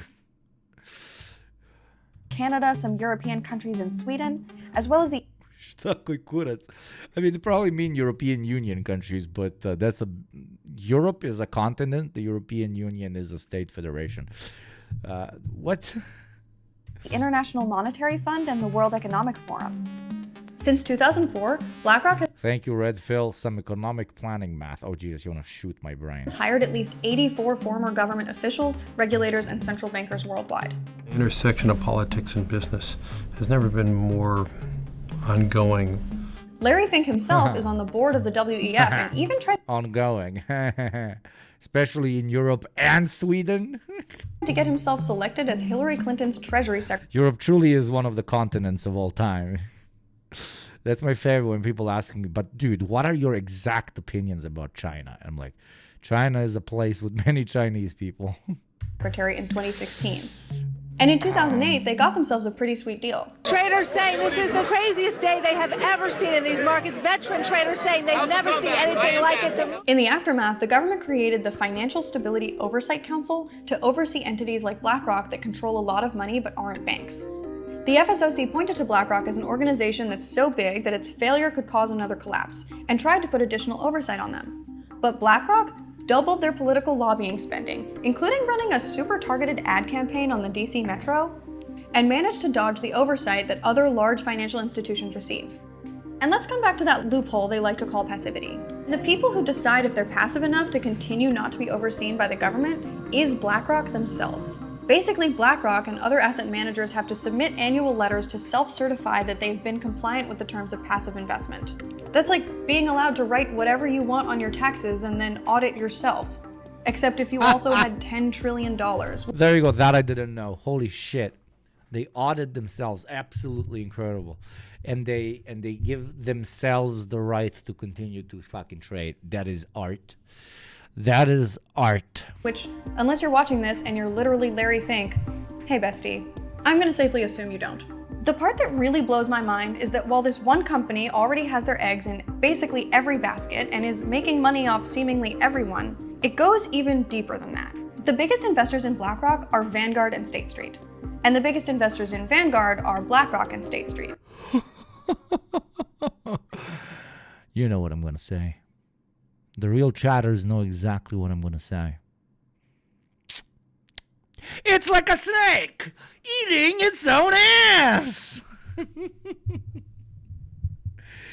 Oh, I love my job. And the biggest investors in State Street are, you guessed it, BlackRock and Vanguard. I said the thing!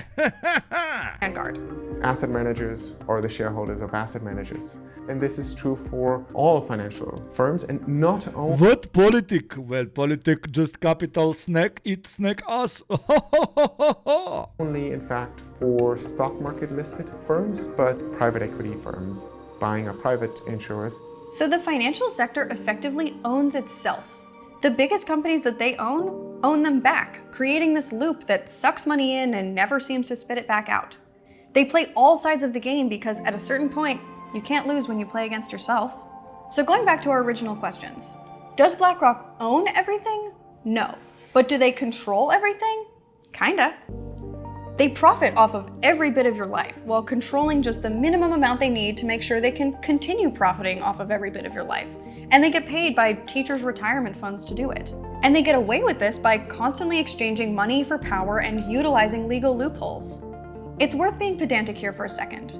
They don't own everything. They own shares in everything, which gives them an outsized amount of control. So while they're not necessarily the ones making all the nitty-gritty decisions in every company, It is their influence and this giant structure of universal ownership that continues to make their pie bigger and ours smaller. And if they continue growing at the pace at which they are growing now,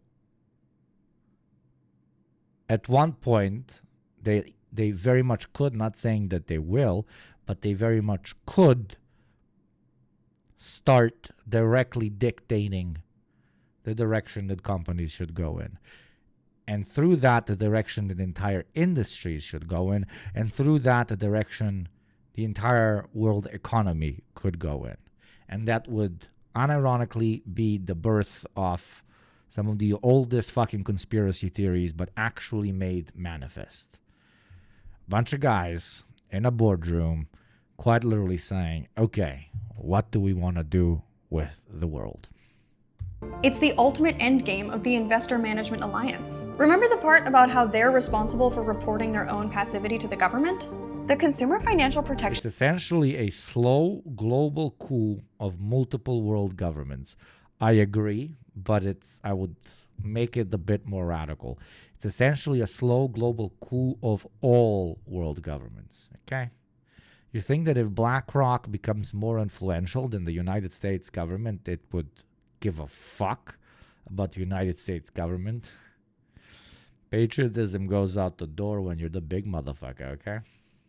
Bureau and the FDIC. The funds 1000% already dictate the actions the firms they own do. They won't admit to it, especially to us plebs, because they literally have no reason to. Could not agree more.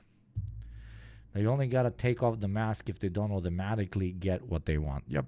We are working to change that and make it so that asset managers that own large... And they also own you by the balls, especially if you invest in S&P 500, if you invest in index funds, if you want to have a relatively okay retirement and you have some spare money, then you most likely should put it in that, because at least previous information shows us that, you know, it's going to grow on average at least a lot more than inflation. It's another method through which you can save some money and you can retire relatively well.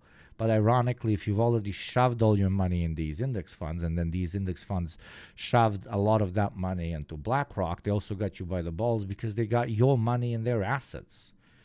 So they kind of, even though BlackRock is a depiction of everything that is against your interests, they got your interest by the balls because your retirement fund depends on it. So it just, you know, it's a very bad. It's a very bad. But you know, what is the only thing worse than international corporations vying for the control of the world? Well, the institution that already does control the world, and that is the industry of advertising. Just like the one that is going to play you propaganda corporate videos in exactly 2 minutes and 30 seconds. Why watch corporate propaganda when you can watch communist propaganda? And you can continue doing so for $6 a month or for free through Prime. Invest in the Yugopnik Communist Index Fund and your returns shall come back sixfold. And by sixfold, I mean you will literally probably not watch the 600 ads that are going to play during my stream this month. So please do consider becoming an investor. Thank you for joining this conference call. The ad is going to play in exactly 2 minutes. And thank you, Jaeger, one of the fucking OG Oilers here, for the 141st motherfucking gift sub. Ain't nobody watching ads here. You are now all official investors. And you should feel like capitalists. You have betrayed the cause every time you subscribe to Yugopnik. Thank you. No, seriously, thank you very much, Jaeger. It is thanks to guys like you that this channel is able to run. Ad plays in 1 minute and 30 seconds. Let's fucking go. Chunks of banks like BlackRock are regulated like banks. The asset managers, of course, are not happy, and they are lobbying against this. So regulating them much further is going to prove difficult. And this is a solution to one part... Jaeger, every time you fucking gift me or like sub or whatever, I think about Jaegers, and I want to drink Jaeger shots. Son of a bitch. You have a very cool name. If your name is fucking Jaeger, like, you're either super based or you, I don't know, you're like an SS officer, you know? Part of a much larger problem. We no longer have the old system of shareholder democracy.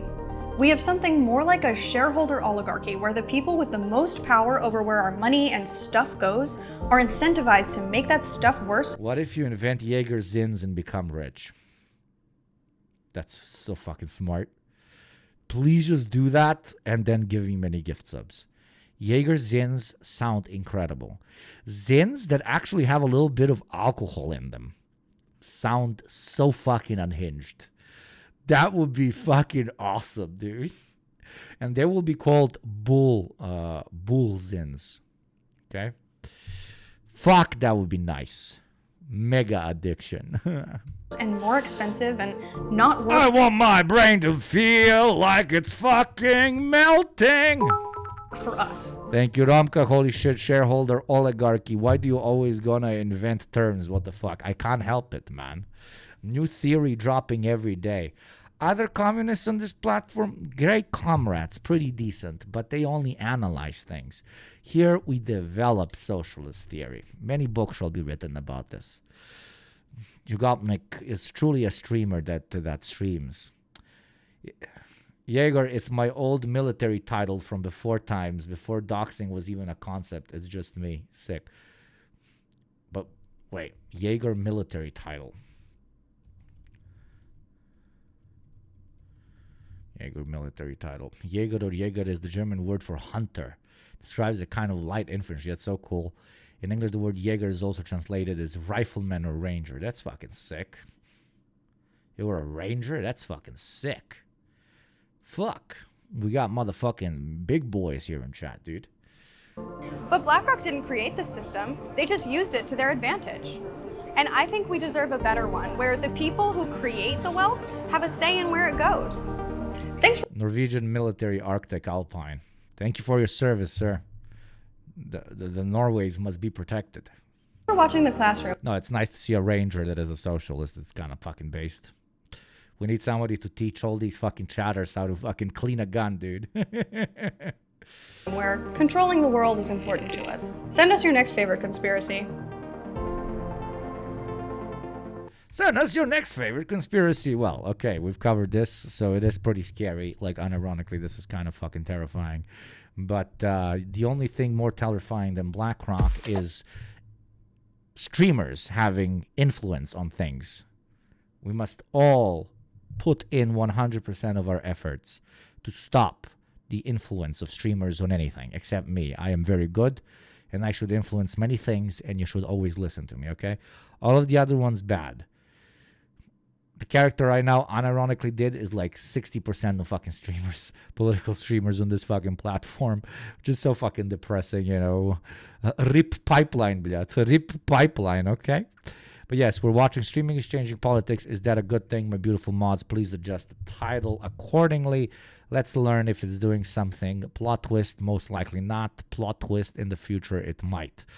As streamers develop as a platform, as YouTube content creators develop as a concept, as podcasts have a wider and wider influence, especially over the youth, most likely corporations are going to try and eat a piece of that cake and create their own corporate streamers and YouTube creators and so on.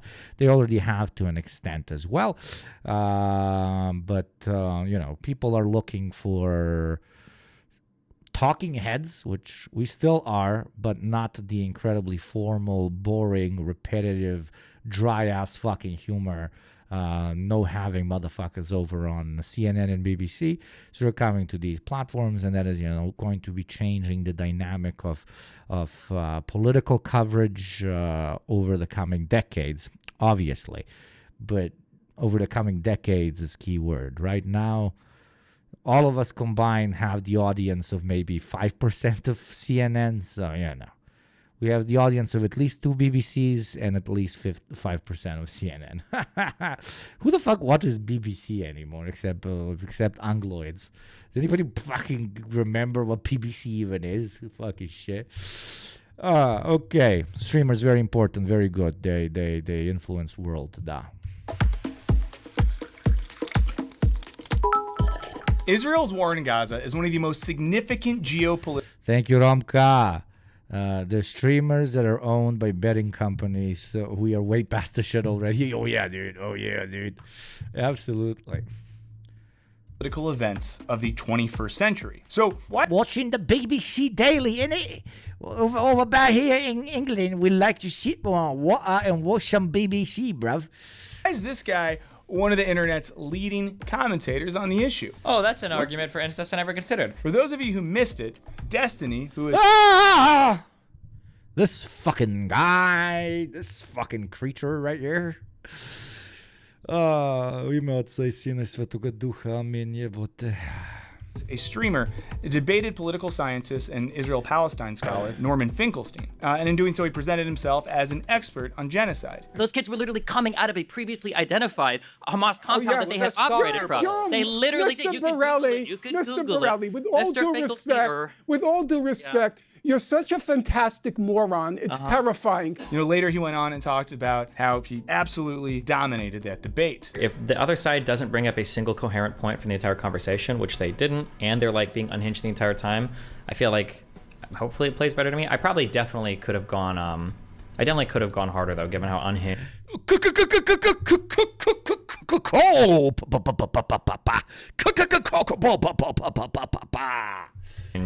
Norm was. And you beat me. You beat me over the Palestinian children. You beat me over what constitutes the genocide. Let us engage in an intellectual discussion over the dismemberment of children by an apartheid regime. I can surely win. I am not a rat wearing human skin. Not at all.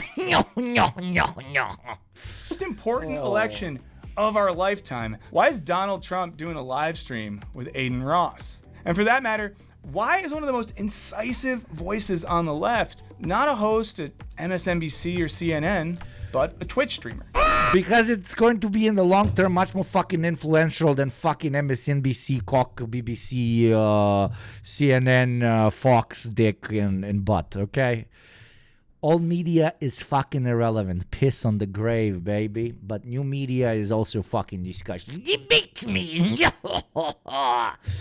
Join my stream, give me subscriptions so that I can defend the state of Israel. No.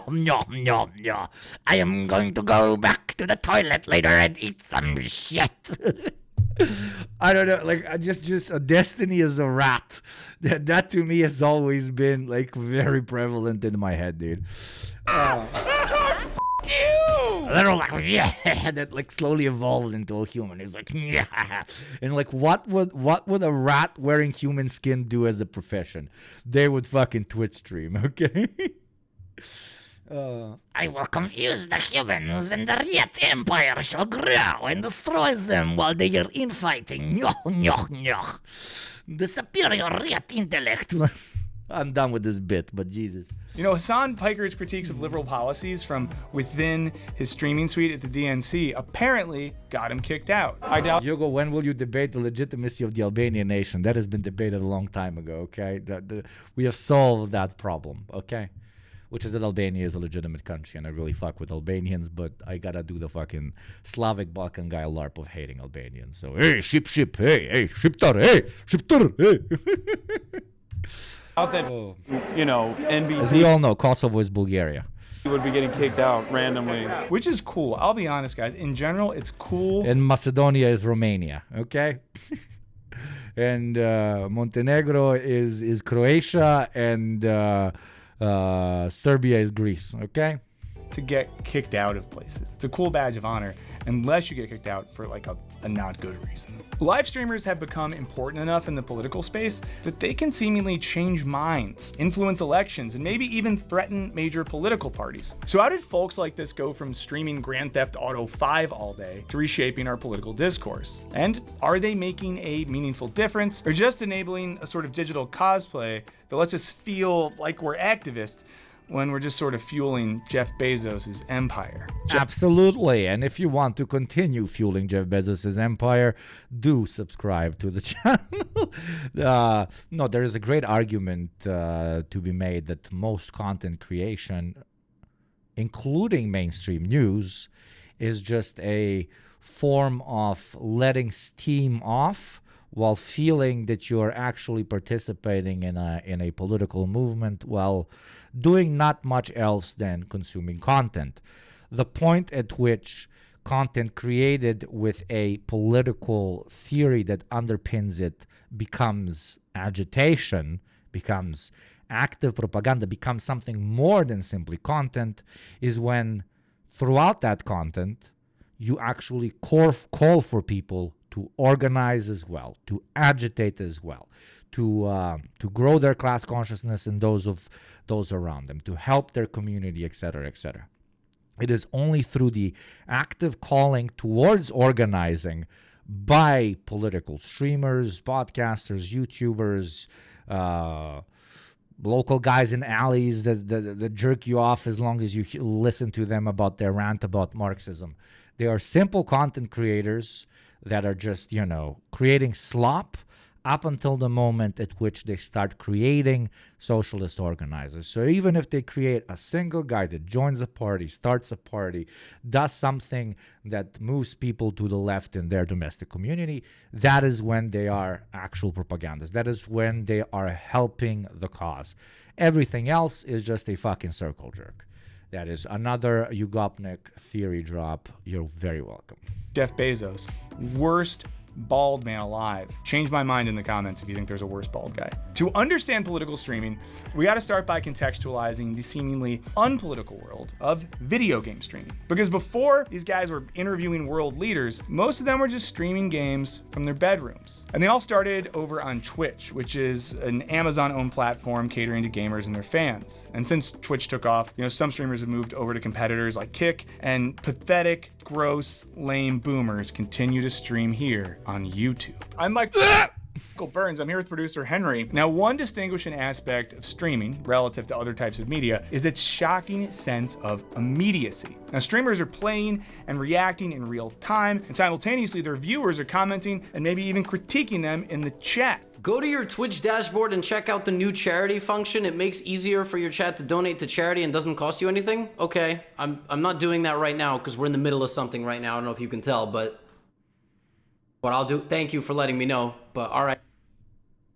Who is this man? I want the address. I will have 5 dudes with machetes in 5 hours. Okay? The jokes aside, what the fuck? Why is there a massive crypto.com behind him and a massive bouquet of cash?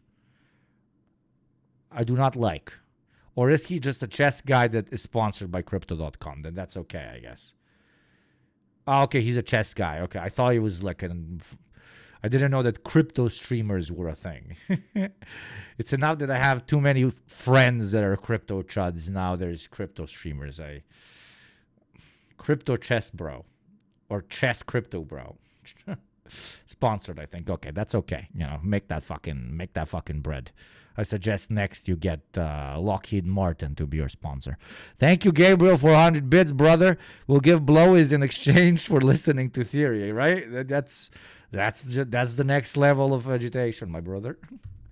Right. It's a format that leads to heightened reactions and lots of hot takes. This might be the most transphobic thing that I've ever said in my life.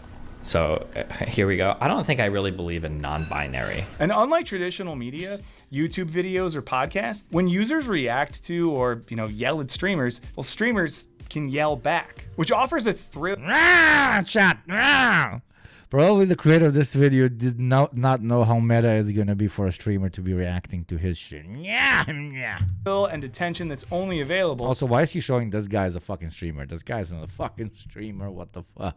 In such an immediate format. I mean, imagine if you could yell at Rachel Maddow and she could yell back and call you a dirty little incel. I bet you'd like that, wouldn't you? But this sense of immediacy isn't just fun or kind of thrilling. It actually has the potential to shift how we relate to each other on a societal level. Scholar Yochai Benkler argues that social media democratizes communication by providing direct and unmediated access to information and discourse. As he sees it, digital networks allow for a genuine reorganization of the public sphere by weakening the power of commercial mass media and its owners and providing an avenue for diverse and politically mobilized communication that's less corruptible by money than traditional mass media. Now, in fairness, yeah, that's quite literally the best part.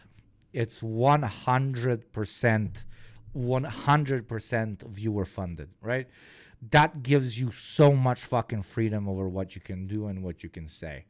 For example, on YouTube, not the case. You need fucking sponsors, especially for political content that almost, not always, but almost always gets demonetized. So you need the sponsors, and if you want to get the sponsor, you must undermine the intensity of the political commentary that you want to do. You're quite literally motivated by the system to not be as openly radical as you want to be. And that very obviously influences so many communist content creators. It's absolutely fucking wild. So yeah, thank you very much, ZVIH, for that gift sub, for supporting me as a true member of this truly crowd-funded project, which is the Yugopnik at Twitch. Fairness, that was written. Be ad friendly or die, boss. Well, Twitch is fucking cool as fuck because I can talk shit about ads, you know, and be publicly funded, which is fucking awesome, you know. That lets me literally call my subscribers the members of the child Gunner army of Jizrael, which will reclaim the entire British Isles after we reach 5,000 subscribers, and in its place create a Gunner utopia for the Gunners of all peoples and nations have been promised a land to call their own. And not only that, they will also help the gamers, and they will be led by white streamers. This is unironic Yugopnik lore. Yeah, but once you say it out loud, I start questioning my life. In 2006, before a world where a bunch of cool, countercultural, free-thinking streamers like Tim Pool got paid hundreds of thousands of dollars by Russians to say stuff on their streams. Not very cool and countercultural, is it, Timothy? But I would say that if any of the Russians are watching this, seriously, you know what I'm saying? Let's get involved. Let's do it. Let's do the thing. I would do it for so much less, like a disgusting amount less. I saw how much you paid Tim Pool. 1/1000th of that, and I'll be here praising Putin. I'll get a Putin neck tattoo. Oh, I'll get a Putin lower back tattoo that says "Tootin' for Putin." That will maybe jiggle when I fart. But shadowy sponsors aside, for Benkler, the decentralization and democratization of information flow makes the public sphere more inclusive and participatory, providing a platform for non-market, peer-produced sources of filtration and accreditation. And this really helps alleviate information overload while also serving as a counterbalance to the concentrated power of traditional media. You can think about it this way, like the best things you've probably watched on the internet are because your friends were sharing them over and over. Yeah, that's why I call, like, for example, YouTube essay videos, that's writing pamphlets or writing, short books on particular topics. Well, Twitch is more like a classroom, right? Like, we are reading the pamphlets, watching the videos, reading the books together, and hopefully the guy hosting the stream when it comes to political streams kinda knows what he's talking about, so they help you out with understanding it a bit better. Make sense make.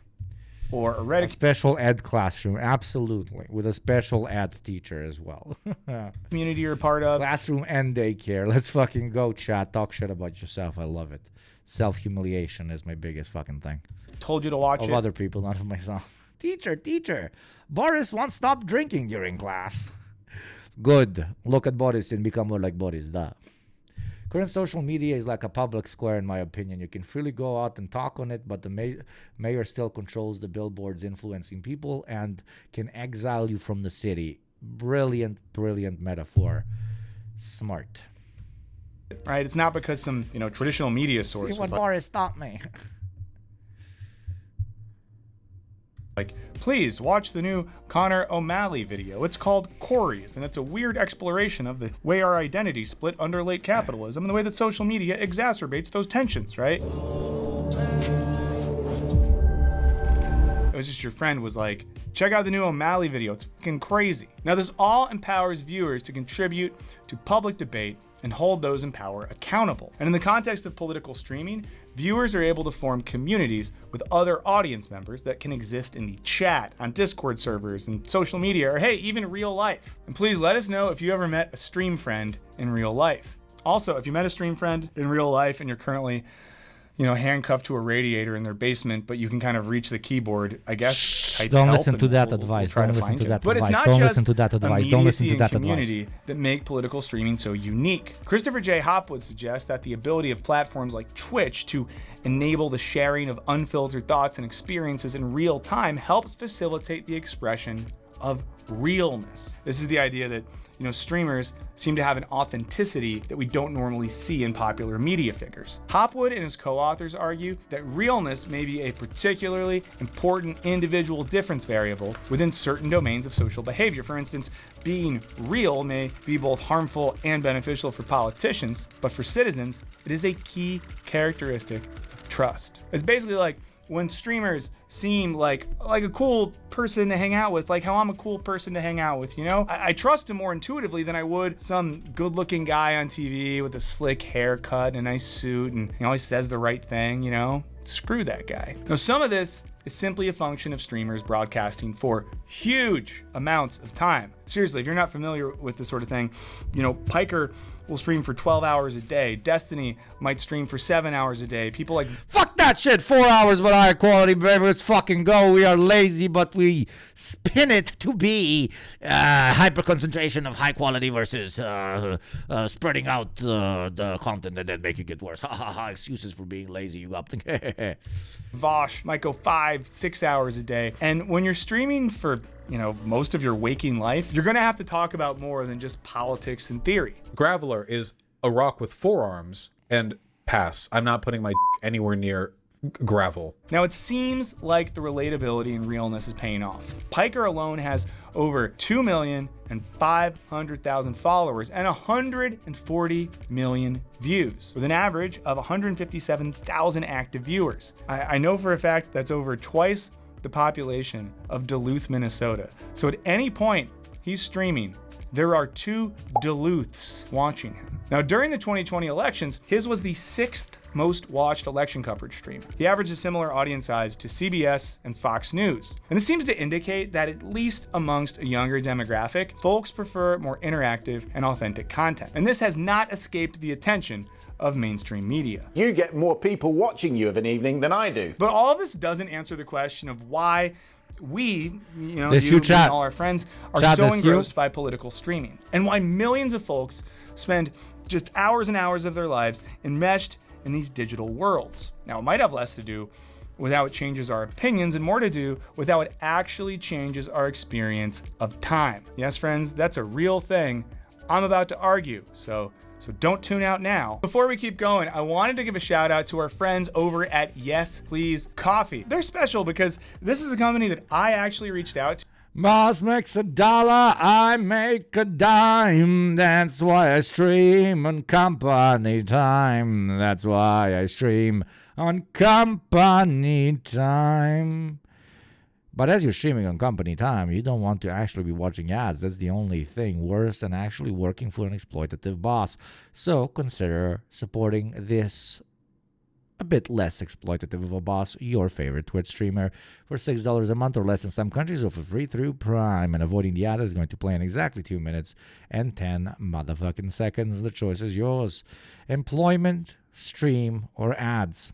2 of those are obviously worse. Too, because I liked their coffee so much. I asked if they wanted to work with us, and thank God they did. They're based right here in Los Angeles.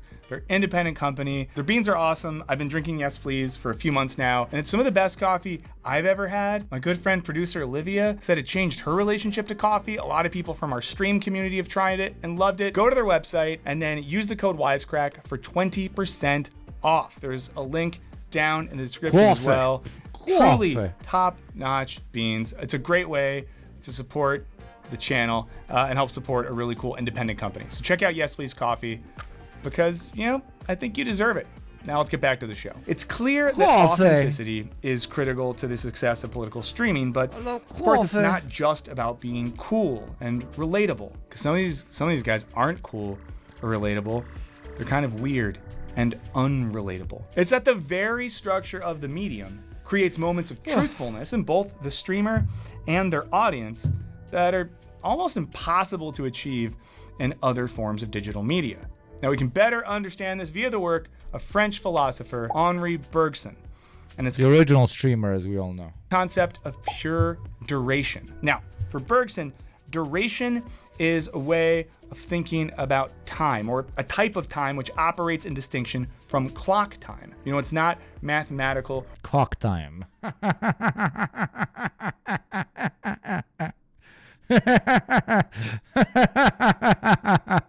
Or mechanical. Like I have a little watch right now, and the second thing it's going 50, 51, 52, 53, right? Sequential, linear, mathematical, things of that nature. But duration is more to do with our experience of time. Imagine what it feels like to wait for 45 minutes in the waiting room of your dentist. It feels like an eternity. Now imagine what it feels like to spend 45 minutes catching up with your best friend that you haven't seen in a while. It probably flies by, and before you know it, they're on their way, and you wish that you could hang out for longer. Same amount of, linear time, but we experience it way different. Small plot twist, you can always hang out for longer. It will probably ruin your other relationships and completely fuck up your performance at work or school. But you can always stay up until like fucking 8 a.m. Until both of you literally fall asleep, and then one of you has to leave. Yeah, just pro tip. Bedtimes are capitalist propaganda, okay? Differently. And we see this at play in the unique temporal experience of watching a live stream. Now, unlike watching a cable news show, which is broken up into distinct segments and commercial breaks equaling precisely 1 hour, streams can often go on for hours without any segment breaks or time constraints. To be clear, some streamers do have sponsors or take little breaks to talk about that, but it's not quite the same as cutting away to, some commercial about mesothelioma. How will this affect my loved ones? But all of this creates a sense of flow that affects both the streamer and the audience. And in doing so, it can collapse the way that we think about and experience time. Now think about it this way, okay? You're pretty unlikely to get home from work and just say, now I'm gonna sit in front of a screen for— Chad, this man is basically saying, I am the perfect method through which you can kill time. And if life is just the time you spent being alive, and if streamers make time pass quicker, that means the streamers are killing you. Therefore, all streamers are murderers. Therefore, all streamers are mass murderers, especially if they have more than 10 viewers, which they are killing by streaming. Therefore, they are serial killers or genociders. Therefore, they deserve the death penalty. This is the argument for why all Twitch streamers should be killed, and it is a very logical one. Thank you for coming to my TED Talk. Thank you. Yes, next. For 5 hours, watching a guy talk about politics, play some games, hey, maybe do some research. Instead, you probably just tune into your favorite streamer, and then before you know it, you're caught up. So right-wing streamers are good for killing bad guys. That is adding to theory, my friend. That is very good. That is very good. That is how we learn, my dear brother. In the discussion, you're jumping in the chat, you're participating in an active way, and, then 5 hours have passed, and holy crap, you have to be up for work soon. Now, for Bergson, this disillusion of clock time creates the space for pure cock time, where we're purely in the moment, I fully don't know why this man keeps saying cock time. experiencing our own internal lives. Now, Bergson unfortunately died way before he could watch H-Bomber Guy stream Donkey Kong 64 for 57 hours straight, but, he'd maybe consider it in terms of music. Donkey Kong is my favorite. Now, music does follow a specific temporal structure, right? It conforms to a certain clock time. Maybe a song is in 4/4 at 110 beats per minute. But when you're caught up in a song that you love, your experience is one of pure duration. You're not thinking about measures and time signatures. You're just fully in it. This is why deadheads can vibe out to a song for like 45 minutes. Yeah, you're not thinking about the clock, you're thinking about the cock. Minutes, and then want more as soon as it ends, because when that music never stops, you sort of feel free from everything else. This feeling of temporal freedom is the exception to the rule of our normal lives, which, let's be honest, are mostly governed by clock time, and more specifically, work time or work clock time. Now, as Bergson writes, we spend the majority of our lives outside Reject work clock, embrace streamer clock. Oh, no, I'm not gonna say that. hardly perceiving anything of ourselves. I love that I basically have a constant firefight between two demons that exist in me, out of which one just wants to say fucking childish, deranged things, and the other one is like a older lady teacher that's like, please, Johnny, stop being a piece of shit. But our own two wolves inside of Yugo. He goes on to write that we live for the external world rather than for ourselves. We speak rather than we think. We are acted rather than act ourselves. This means that our identities and our internal states of consciousness are shaped by rigid clock time. You know, it's like, maybe I'm this person when I'm at home. Yep. When I'm this person when I'm at work. My pity does not extend so far as to her putting a man's life at stake. And I'm this person with my old-timey street gang. Everybody dress up sweet and sharp. We can sing vicious four-part harmony. Which one out of those groups are we, chat? I don't know. Are we the vicious street gang? Are we the silly boys of the streets? Wonderful, a new child soldier. Subscriber. Thank you very much, Ninonov, for being a fellow child of the streets.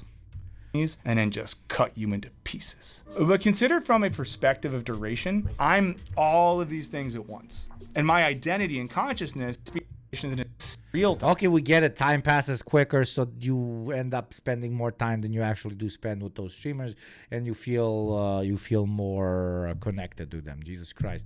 And that's why it feels so nice to watch it, because you feel like you're hanging out with a bro, and that makes you have a better time than when you're watching regular news, because it doesn't have the same effect, because you don't have the same connection to the streamer. Jesus Christ, you don't have to make 15 minutes out of that, dude. God, people milk their fucking videos. Holy shit, it's a good video, but the personal details or accidental bro behavior. It also creates a particular experience for us, the audience. One in which I am actively listening and engaging and experiencing myself thinking in real time. You know, when this is happening, it can feel like my identity is unfolding in dialogue with both the streamer I'm watching and the community that I'm engaging with. This can all create the conditions for the political streamer to truly guide the audience when dealing with tricky or contentious issues and policies. And when they do this, they might help the audience see past rhetorical traps and empty platitudes, ideally creating the feeling that you're learning alongside your favorite streamer. And the authenticity of the medium, mixed with the freedom of duration, can then lower our guards. And that makes us maybe more likely to reconsider our opinions or remain open to ideas we don't immediately agree with. That might sound like I'm being too gracious, but I've seen this a little bit on our tiny little YouTube streams where people in the chat kind of open their minds, debate with each other. Belgrade closing, it's sad. Yeah, it sucks. Yeah, that's the Balkans for you, brother. Change their minds on stuff. It's a very beautiful thing to see. Other times they just say, this channel fell off.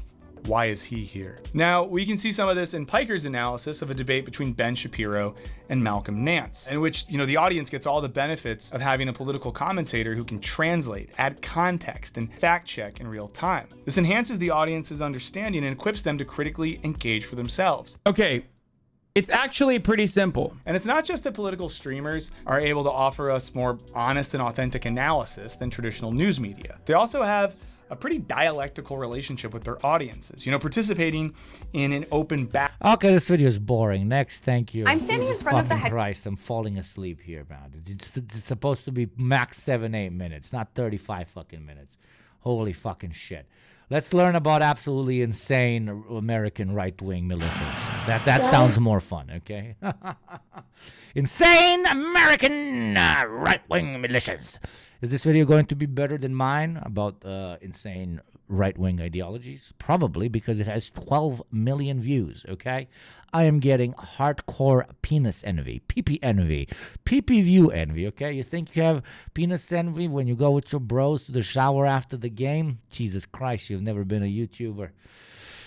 We always compare the views, brother. Even though this one is kind of doing good, brother. I think it's kind of doing good, brother. Let's go. Let's see. How well is it doing? 4 out of 10. Not bad. Not bad. 133,000 views. Not plaho. Not bad at all. There you go. I'm going to make 677 euros. That very rarely happens. I make like $100, maybe 200 euros from this shit. From ads. This one, for some reason, YouTube was dumb enough to actually monetize, which is fucking incredible. Yeah, I go around 150K. That's what I get, unless I touch on something that's more like holy shit, like the era of war crime influencers, and then it works a bit better. But I've only ever made 40 videos. Like, I've made 40 videos. Hakeem had like 130 videos. JT has like 500 videos or some shit. Hassan had like 1,500 videos. I'm surprisingly new to this shit. Or at least I, don't print out shit as often. And as commonly, baby. Not as common, not as often. Okay. Mods, please adjust the title before you get a nice little thick spanking on the butts. Inside America's largest right-wing militia. Let's see what this shit is about. Vice. Vice.com. Rest in piss.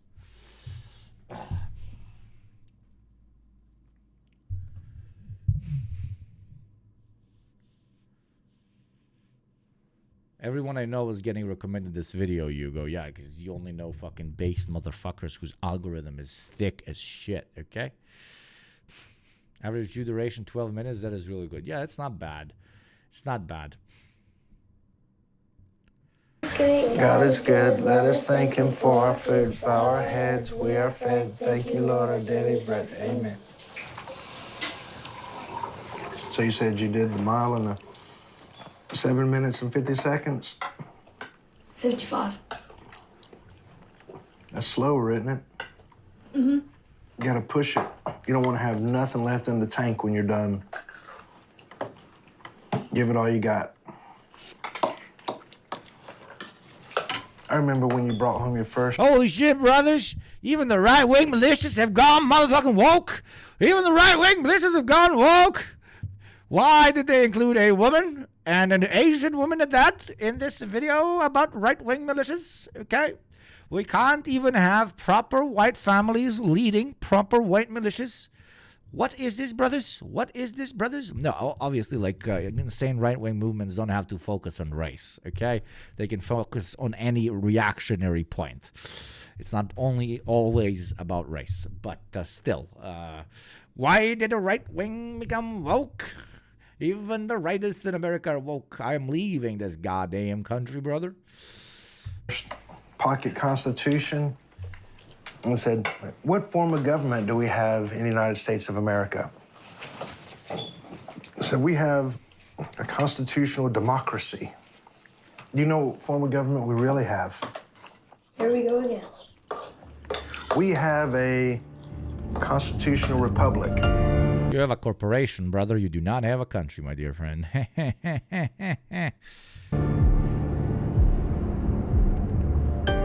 SMH, where you're patriotic about a corporation. SMH, American Patriots. SMH comes from the people of the United States of America. We got 3 corporations in a trench coat. Dog tags involved. Republic versus democracy is the stupidest thing ever. Yeah, but these chuds fucking eat it up. That's what lack of class consciousness does to a motherfucker. It literally shrinks their penis. Power comes from the people of the United States of America. And it's the voice of the people. It's the will of the people. Was that a I am not in danger, I am the danger patch? I love America, man. I love America. Our position is the people need to take point.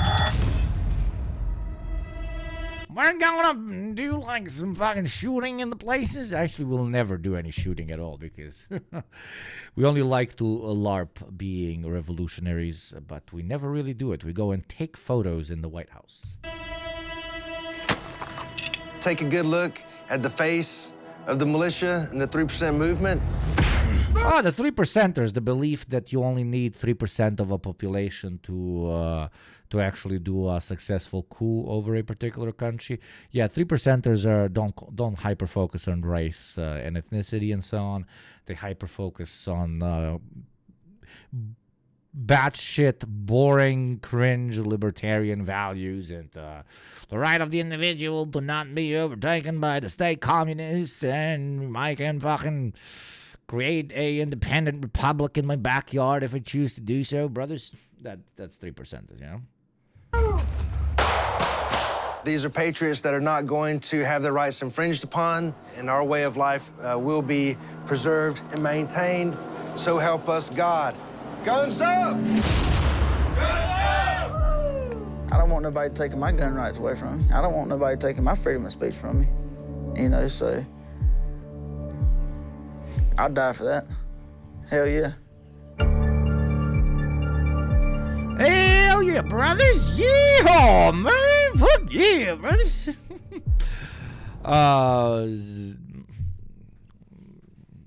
I believe in nothing, and I will die to protect my right to believe in nothing. Man, even the far right is cucked in that fucking country, man. It's incredible, man. United States of cucks.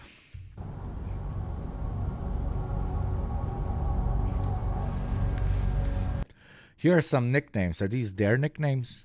Meal Team 6, Gravy Seals, 101st Chairborne, Snack Ops, Green Buffets, Semper Pi, Confederats,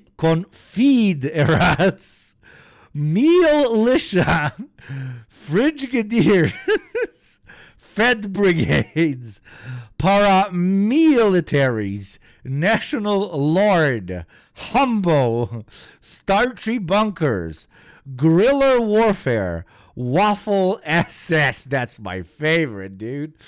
Wehrmacht, Greasy Company, Desert Warfare, Sons of Applebee's, G.I. Doe, Delta Forks, Hoagie's Heroes. Stop giving a shit. I fucking love you, man. That was fucking gold, dude. Way of life. My right to eat as many motherfucking burgers as I please. What did we calculate? Don't you know that the United States government is no longer feeding its people? Instead, it has over 1.5 quadrillion worth of burgers from McDonald's worth of territory abroad. That is 2.5 Denmarks, brothers. But I know true patriots don't really even know what Denmark is, brothers. And here in Semper Fries, we explain it to true red-blooded Americans through burgers. That is 1.5 quadrillion burgers. This is unironically, we actually calculated this. America holds 1.5 quadrillion McDonald's burgers worth of territory abroad. So do with that what you will. Based on our calculations, if they were to close all of those bases, every single red-blooded American could receive 560 burgers in a year. That is almost 2 burgers every single day for free by the government to you if they close their foreign imperialist projects. So you choose what you want to do, baby. 2.5 Denmark's worth of burgers or imperialism.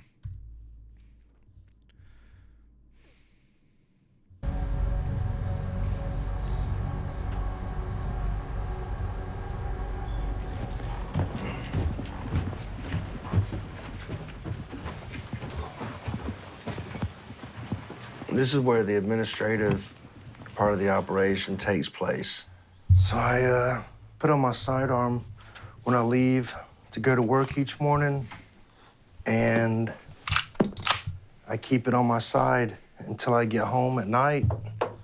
Yeah, so I am definitely pro-constitutional carry and pro-Second Amendment.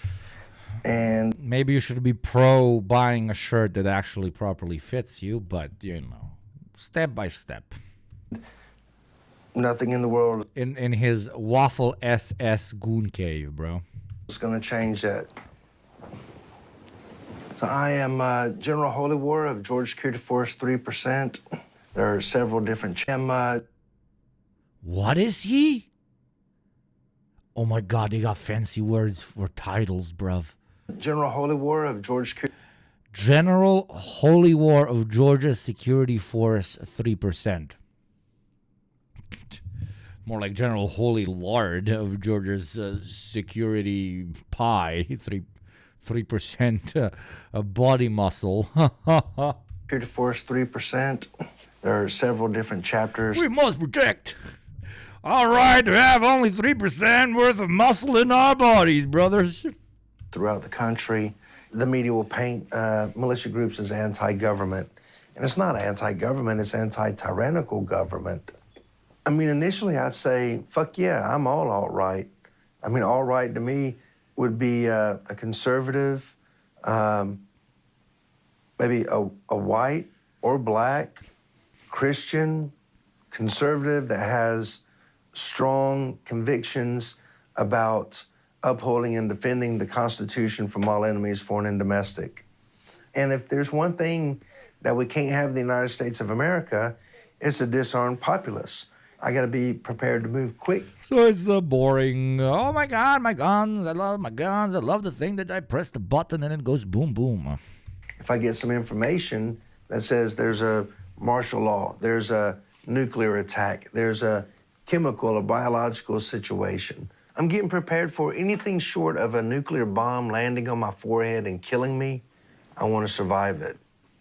And if it's done by a hostile force, I'm going to kill as many bastards as I can before they get me.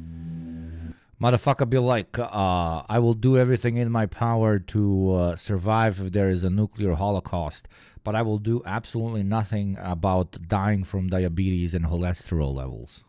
And move on without remorse. Maybe you should kill some of those fat body cells first before you want to fucking kill minorities, my brother. Most people look at militiamen and 3%ers as being uneducated, southern, redneck types. You know, it's quite offensive, really. I mean, we're talking about a group of people who come from all walks of life. They're professionals, they're teachers, businessmen, they're engineers, electricians. Yes. Where's Chris at this morning?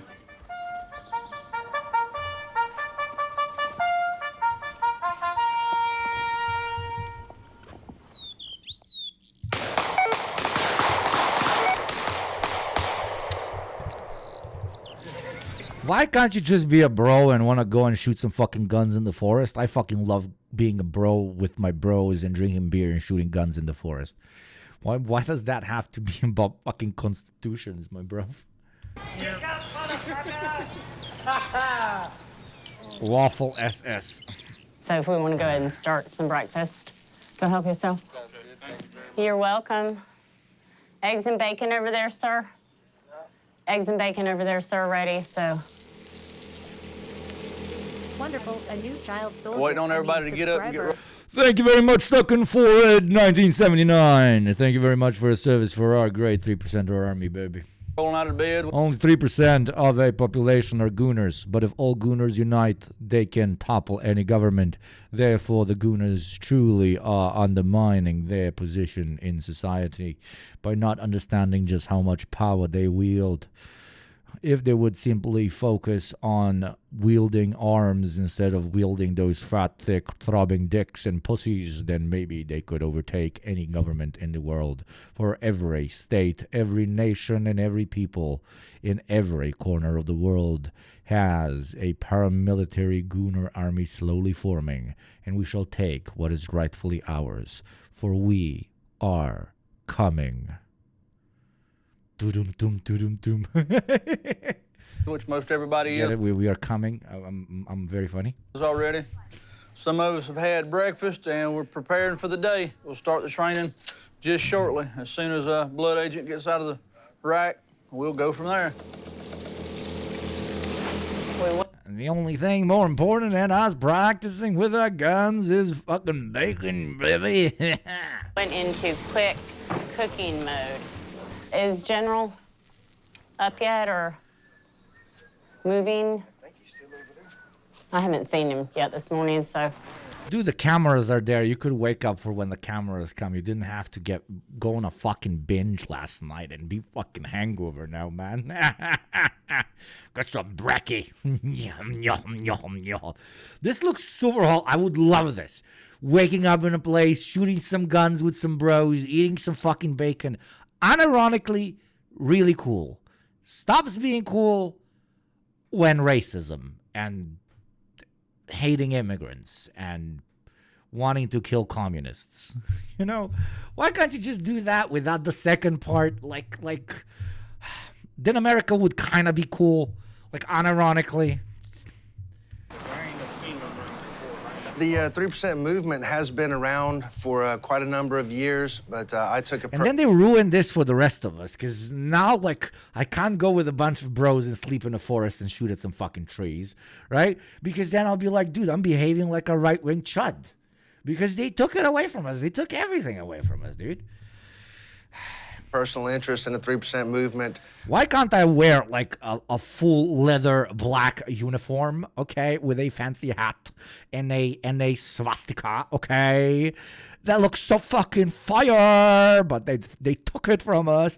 That would, for example, be taking it to too much of an extreme, but they unironically, they take aesthetics, they take forms of life, ways of life from the ownership of regular people, and they define it as a social aspect of their ideological movement. And this is what only right-wingers do. And if you do it and you're not a right-winger, then you're either LARPing as a right-winger or deep down inside you are one, because your fellow leftists are going to be like, man, his vibes are really off. He's really into guns or some shit. Cancel culture strikes again. Following the election of Barack Hussein Obama, and after witnessing different things taking place in government, after witnessing and learning... Different things. Many different things are happening in the government, and we had to unite against the different things. It's just fucking dumb dudes. Like, this is just a bunch of stupid fucks. That's it. It's not like, you know, the original founding of the alt-right, people with genuine Nazi beliefs, you know, the fucking insane Himmlerite perspectives towards racial hierarchies and their attempt to integrate themselves into mainstream political life through a very streamlined, very online kind of subculture, etc., etc. These guys are just, oh, I'm Obama came, brothers. Obama came, he did the things, and they don't want to let me say the fucking N-word anymore, brothers.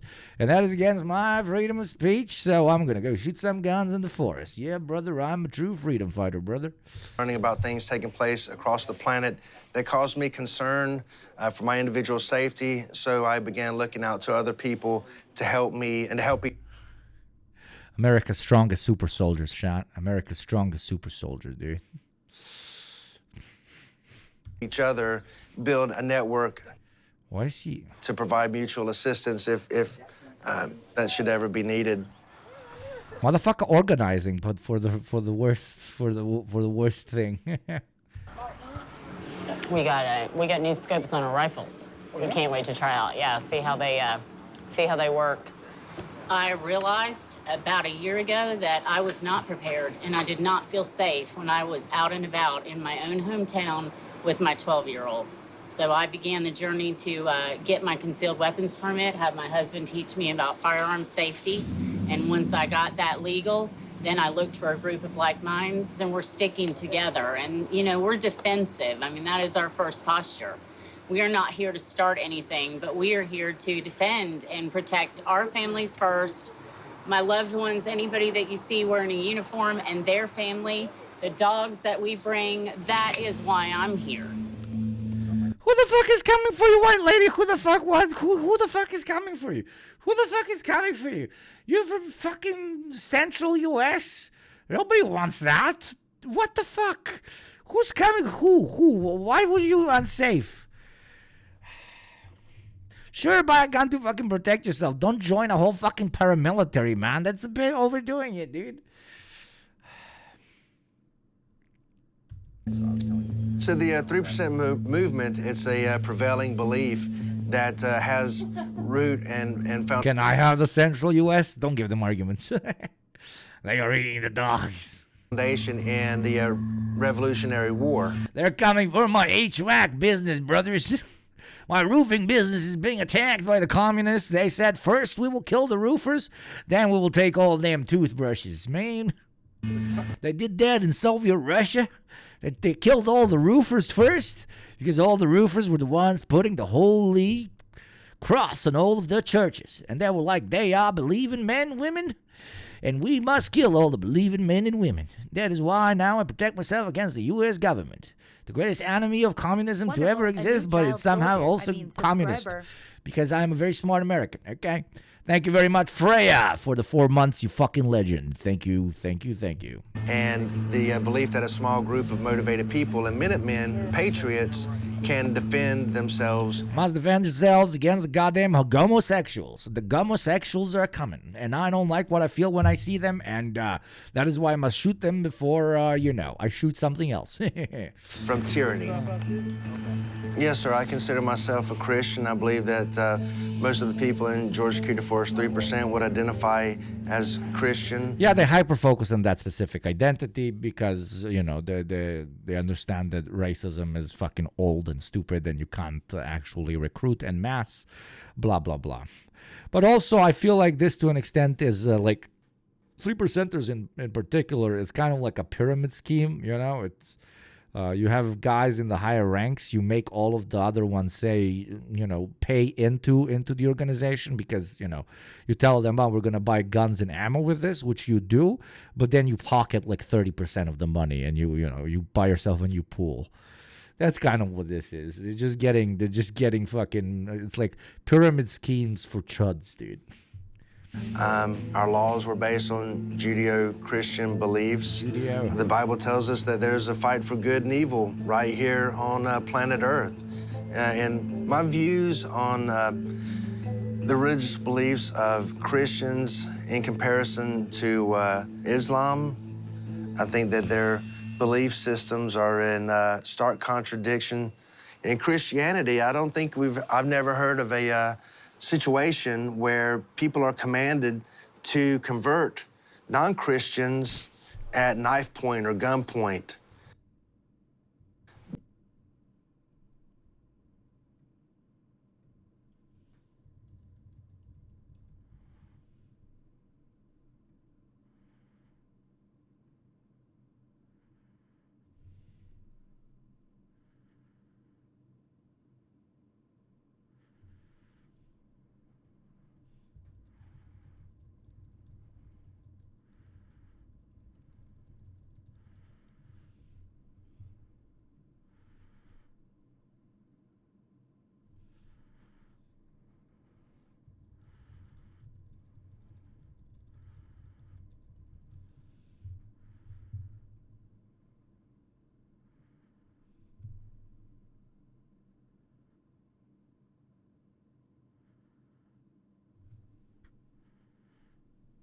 May God help this man.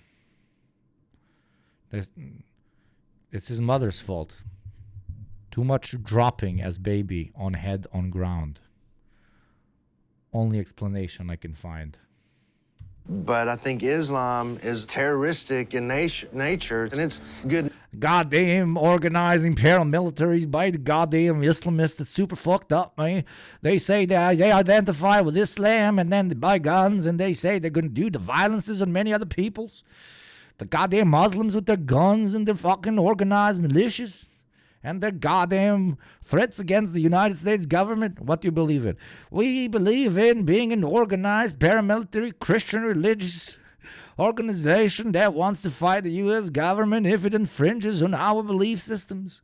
But sir, are you the Mujahideen? No, because we're not Muslim. I don't know, my brain is melting. What is the Mujahideen? Is that like a different type of Pop-Tart chicken wing? Brother, yeah. Oh, God, man. Mujahideen, brothers. We are the Mujahideen. We are proud Mujahideens. We must protect our right to be as thick as hogs, brothers. If you look at all the fucking Al-Qaeda people, they're all skinny. Islam wants us all to be skinny. We must protect our right to be thick, beautiful boys. We must protect our right to be 3%ers. By 3%ers, I mean 3% muscle mass in this body. Yeah. Mujahogdeens, we call ourselves. Mujahogdeens. My right to bacon and Becky. My right to bacon and Becky, brothers. Evil, and that's what it basically comes. Redacted 3%, the brain matter, only 3% of my brain is still functioning, brother. That is why I shall proceed to shoot every other man, specifically in the head.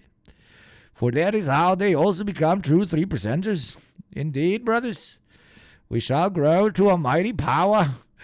Once we gather at least 10,000 members, our combined brain power will be that of a regular human being.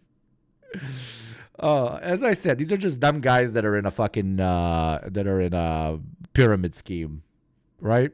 There's other pyramid schemes are like, dude, buy like 50,000 toilet rolls. I tell you, they're like the revolutionary type of toilet roll. Everybody's going to want them, and then you sell it by yourself, and you're going to become a business owner. For these guys, they're like, yo, dude, like, buy 50,000 bullets, and I will call you Chaplain Master of Holy Trinity 3%er. You will have, instead of your own business, you will have your own paramilitary organization. That's literally it. It's a fucking pyramid scheme. Yes, we watched the Jonas Jacob video on why did the middle class support fascism a few streams ago. It is an excellent video, yes. Comes down to is good and evil. The Southern Poverty Law Center, they put us on their hate map, which is total bullshit. But if you bring up a... You should post this video on your TikTok or whatever else you have, brother. Which one, brother? Let me see, brother. I will send it to my group chat.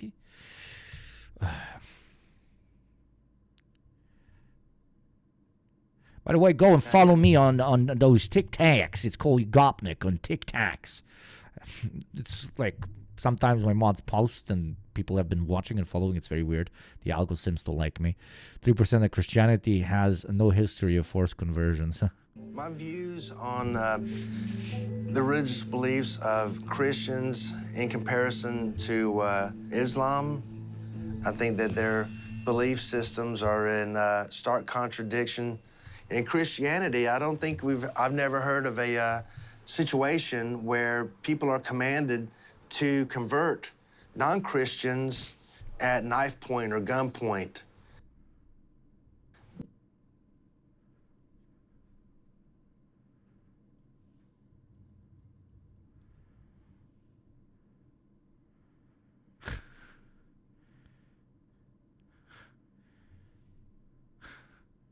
Not a bad bit, not a bad bit, not a bad bit. If I may say so myself, brothers. An argument that they don't like, you're just a racist, and it's freaking nonsensical. An argument, total bullshit. The Southern Poverty Law Center, they put us on their hate map, which is total bullshit. But if you bring up an argument that they don't like, you're just a racist, and it's freaking nonsensical.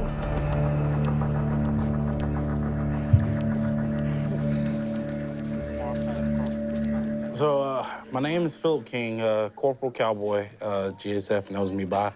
I found security force a while back. Unfortunately, it was because of a loss of a very good friend of mine. It was Chris that I met first. Like I said, unfortunately, I met them at a funeral, pulled them aside and, hey, talked to them about it, and come out to my first FTX. Everything's been great since then. Come out here, train, great group of guys, and, they treat me like family. I treat them like family. If I need something, let somebody know. They're going to help me out to the best of their ability. If they need something, I'll let them know. I'll help them out to the best of my abilities. While I was in high school... Yeah, they're learning a lot from the Dems, race inclusionary imperialist capitalism. American hoorah, Bob. We include all the races, brothers. Let's fucking go, baby. We're only racist to the foreigners. The fucking, a bit of the colors in our country are good, man. Some of them are good, man. But if they're the colors from the other motherfucking countries, especially if they pray to LA, we will fuck them up. Ain't nobody praying to LA in this fucking city, brother. As a junior, I joined the Police Explorers program and went on to be a sheriff officer, detention officer. You know, I don't have a military background, but I have a police background. So, you know, being able to train with them gives me that aspect, military aspect, but it also gives them that police aspect. It's a great... There you go. He's a fucking pig. Subscriber. He's a pig. That explains absolutely everything. Thank you, Reno Jam, you motherfucker, for 3 months. Thank you very much. I am the danger. He's also Bootman. He's Bootman. I am Bootman. I am patriotic Bootman. Plop, plop, plop, plop, plop, plop, plop. Group of guys. Nothing about this militia is racist at all. Yeah, we have... Unironically, it might not be, but to American people of color, okay? The rest, though, brother... have, you know, rebel, you know, flag and whatnot, but the rebel flag is just a flag. It's a piece of cloth. It was an American flag. It wasn't the best of times, but it was an American flag. It's our heritage. It does not mean anything. It's a piece of cloth. Symbols don't mean anything. I'm very sorry. Symbols don't mean anything. Look at all these symbols I strap to my body, but they also don't mean anything. Yes, that, yeah. Again, no complex material analysis here. This is just the imbeciles strata of the wider fascist movement, okay? A lot of them are converted because of their own needs they feel like are being threatened. A lot of them are converted because, you know, capitalism has a boot on their neck, but they cannot identify capitalism as such. And they think and they believe the propaganda that the different right-wing demagogues give them. So they hyper-focus on culture, ethnicity, the invading foreigner, etc., etc. The third are just privileged guys that believe in the hierarchy should always exist, and you know, the strong should eat the weak. And then you have the fourth category, very stupid motherfuckers, like just very stupid guys, like dropped on the head as a baby too many fucking times, just very dumb motherfuckers. And this is what the 3%ers are, just fucking stupid as shit. That's it. Nothing more complex there, just stupid dudes, dude. Stupid dudes. Do you think that we'd be wearing patches and you wouldn't be? Put that on and wear it proudly, sir. I can do that. How much you want for it? You got a lot of people that think 3% is white supremacy. That's bullshit. Excuse my language. That's BS. I hate when people stop me from saying what I want, but I will proudly follow an antiquated notion of certain words being no-no words, so I don't say shit, piss, cock, fuck, you know? If a goddamn SJW comes and tells me I can't say this, I will shoot them in the goddamn head. But if my mama, also known as my girlfriend, said, if she said that bad words are bad, then hell yeah, brother, I'm never saying those those gosh damn words, brother. You know, we stand for the I wonder if the next generation will talk about our microplastic brains like we talk about the boomer lead brains. 1,000%, my brother. 1,000%. Constitution, a lot of people are trying to take basically our constitutional rights away from us. They want to take our Second Amendment away from us. I mean, we stand for that. That's what this whole thing's really about. You know, we use our Second Amendment, you know, to protect our First Amendment. We're building the next generation. Maybe like Ironwitch said, it may not be our time, but we see. And I really hope that it's not our time, because I just want to eat some Becky with the boys, okay? I don't want to be shooting at no people. Maybe I like to take a few selfies in the White House, but that's it, brother. Freedom is not free. Constitutional racism comes first, brother. Yeah, man. Even in America. Even in America. I mean, the country is divided. I mean, looking at it from 30,000 feet, this country is straight up divided. We've never been in this situation, not in my lifetime. But in the end, we're not going to yield. We're not going to back down one iota. And you know, they could take that as, anybody on the planet can take that as a threat, or we'll say it's a promise.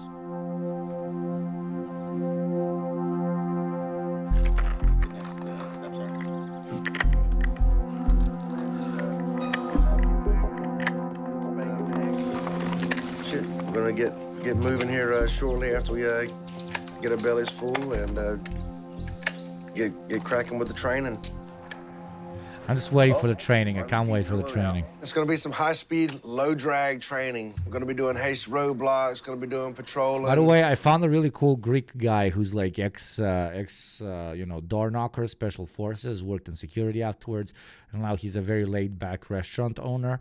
But he, misses those days. So he's going to start a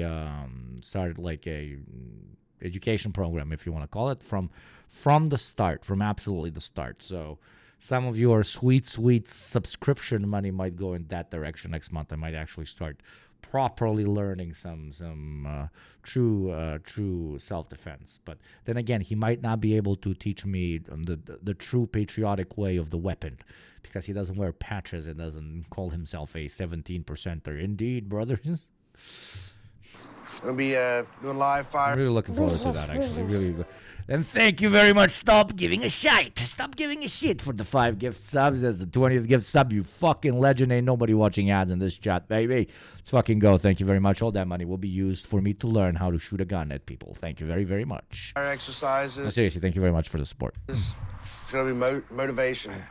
Motor, got a lot of motivation.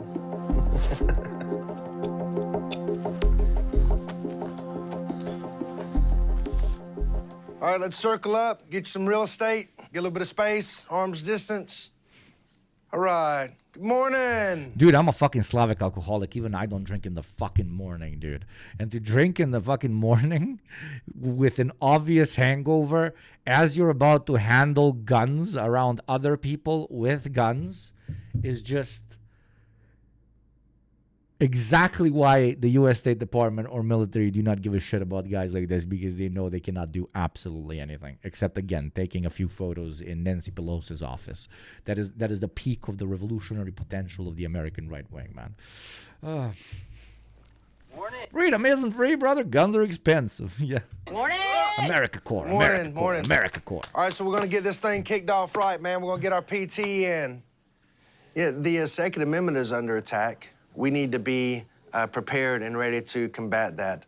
Our first exercise is going to be side straddle hops. Side straddle hops, 4-count exercise. Gandhi wrote that the darkest times in India's history is when the people did not have the right to bear arms. And you look at Europe, look at the mass influx of refugees and all of the terrorist attacks going on in France. And you see these videos where the terrorists are running the streets, whether it's with machetes or AK-47s, and the poor people in France, all they can do is pick up their cell phone and video it. I'm saying, you are the guy with the gun running around and shooting at people as other people videotape you or run for their lives. You are the guy, okay? Mujahideen, baby. You are the Mujahideen. you are the Waffle SS, dude. Oh, man, brother. I've never seen a video like that. This is America. Bro doesn't get it. He's the terrorist. Could drop the damn cell phone. Y'all Al-Qaeda. Shots in his you are the y'all Al-Qaeda, dude. Freaking chest and end it. Shot. Exercise. 1, 2, 3. 1, 2, 3. 1, 2, 3. 1, 2, 3. 4, 5, 6, 7. Okay, I was expecting it to be much worse, the physical exercise. They're not fucking dying out here, okay? It's acceptable. The push-ups are weak. The pull-ups are incredibly weak. You're really doing this and you want to be a military guy. But I was hoping they would not even be able to do a single, half push-up. So I can't make fun of that, at least. Buddy up. Recover. When you look at our group... And the guy wearing an FBI hat is just such beautiful meta commentary. It's absolutely incredible. Because the FBI is looking at organizations like this and just rubbing their fucking hands. They're like, oh my God, the amount of fucking false flags I can do with this. Ah, fuck. It's so good, man. The amount of meat I can throw at the communists if there is any inkling of a potential uprising. Fuck.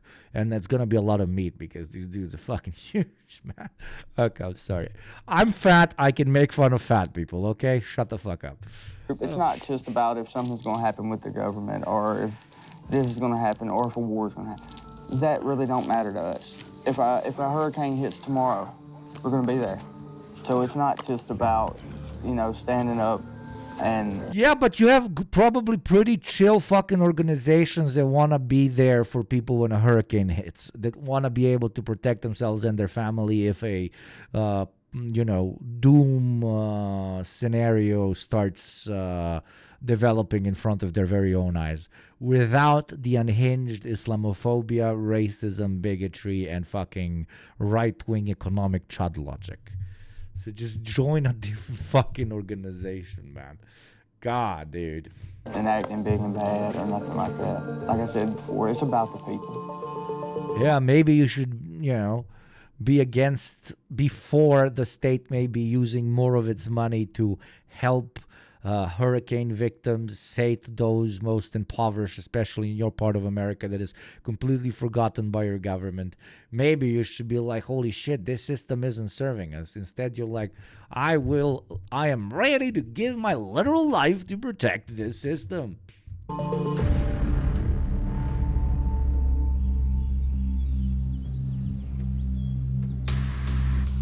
Warning! Warning! This is a secured area. Go back to where you came Wonderful, from. a new child.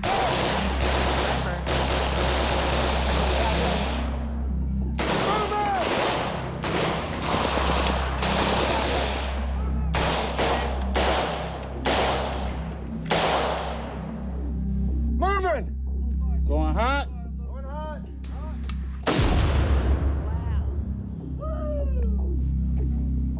There's a bunch of guys having fun in the motherfucking. It's just a bunch of guys having fun in the goddamn forest, which would be fucking great, but then, fucking bigotry. Thank you very much, Wire Tapioca, for the sub with Prime. Welcome back, my beautiful child soldier.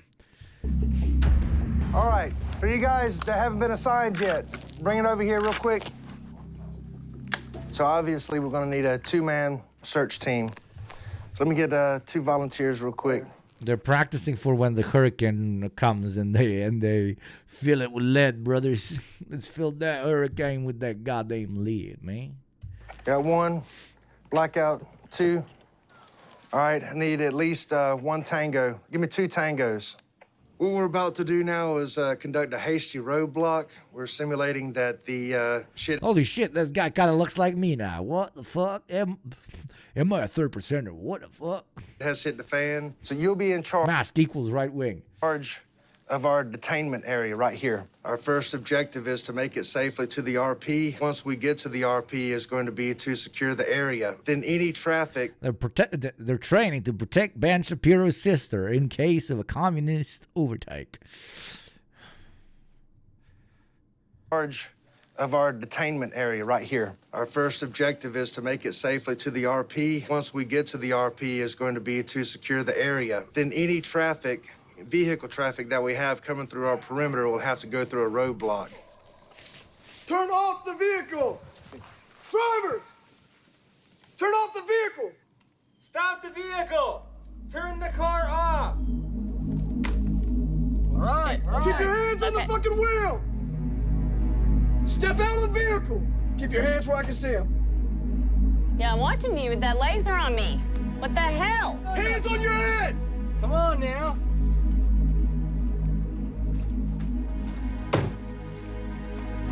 Put your hands against the car. I pray to God every day that I do not have to. What was that? In another world, if, we're fucking cops now. What? The fuck? What kind of a training exercise? What? What did this teach any of the participants? to use these. These guys would love D&D, right? These guys just haven't found D&D yet. That's the problem, dude. Nah, they're too stupid for D&D, man.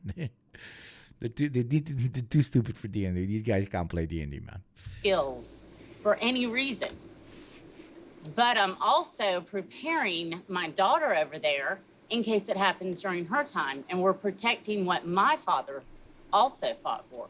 What these men that have served. Which is what? What is it? Have been fighting for. You cannot give up on that because then you're letting somebody else define your liberty. Literal LARPers fighting for the sake of fighting. I love it. I love it. Your freedom, your rights. No. Stand by. Going hot. She's gonna wonder why her mom doesn't fucking call, why her daughter doesn't fucking call her when she leaves the house. I'm General Karen. All Karens report directly to me.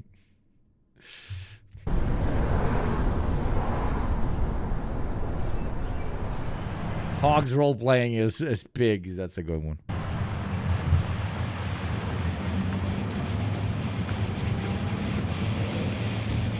I just got off of work. I'm a paralegal and do bankruptcies. Pretty cool job. Get to help out a lot of people using my wits, my legal jurisprudence. So wait, he forecloses businesses of people and puts them out of a job.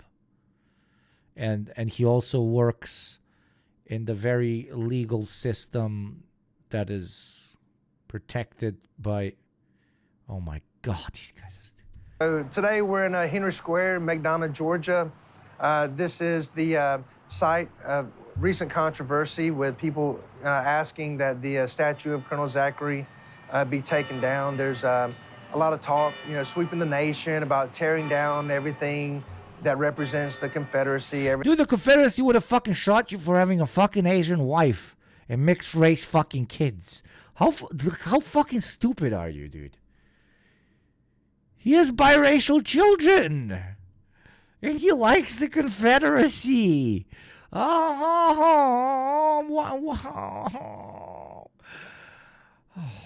Everything that represents the South and the way things are looking in Henry County, D. Clemens and the Board of Commissioners, we believe and we anticipate. So did Jefferson. Yeah, maybe that's how he explains it to himself. We're going to be advocating for the libertarian guys with Asian wives me materializes again. Oh, it's very much so, brother. Removal of this Confederate statue here. It's the same group of people that are basically Antifa members themselves. They're basically BLM members themselves. They're just occupying higher office, and they're getting their foot soldiers to do all the dirty work. But they're all, fighting for the same cause, the same, bullshit belief that everything Southern, everything Confederate, has to be removed because it's associated with slavery. It's ignorant, it's fascist, and it's straight up terrorism is what it is. It's all the words I know, brother. For a group of people to go out and destroy property and injure people, on any side of the spectrum. But again, the bigger portion of that lies with the alt-left and these marches that I've been seeing across the country. I will lay my life on the line, and I will die, and my biracial children will have to grow up without a father to protect a statue of a racist traitor regime. And that is the coherent ideology of this good man right here. As I told you, there are 5 to 6 reasons why people join fascist organizations, or why they themselves believe in different variations of fascist ideology, right? I'm not going to repeat myself and count all of them, but one of them is the simplest one, and it's called being hella fucking stupid. And that's what the 3%ers, from what we've learned in this video, seem to be. Just very, very dumb guys that went into what amounts to a basic pyramid scheme, just instead of fancy vacuum cleaners and toilet paper and makeup products, it's bullets and guns and tents and different ranks inside of a non-existing paramilitary formation. That's it. They have not discovered D&D, nor are they smart enough to probably play it. They're probably like, what's this got with dice? Dice is for the blacks, man. So they just, do this. It makes them feel happy and nice, and that's it. But the only thing that's going to make them feel happier and nicer is something much more scary and worse. Thank you, Gabriel, for the 100 bits. These idiots would just kill people trying to salvage supplies out of a flooded supermarket 1,000,000%. For they would be Antifa super soldiers trying to undermine that corporation's God-given right to own a supermarket filled with food to the brim that the goddamn communists cannot use even in a time of masturbation and struggle, brother. That is how we do it in the goddamn USA. Property of humans, I will die for it is my constitutional duty. And it is your constitutional duty, my proud Twitch patriots, to fight with every single dollar whenever the authoritarian Antifa advertising state tries to play you a goddamn ad the way it's going to play in the next 30 seconds. So if you would like to support this show for $6 a month for free through Prime or by donating and gifting subs to those less privileged than you, then please do consider doing so. Be a true Yugopnik patriot. Protect yourself from the Antifa advertising that is going to play in the 15 seconds. Thank you very much, Cut. Thank you very much, Cut.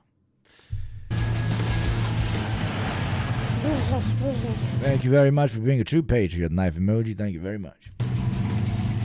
7 gift subs. Knife emoji, you are absolutely beautiful.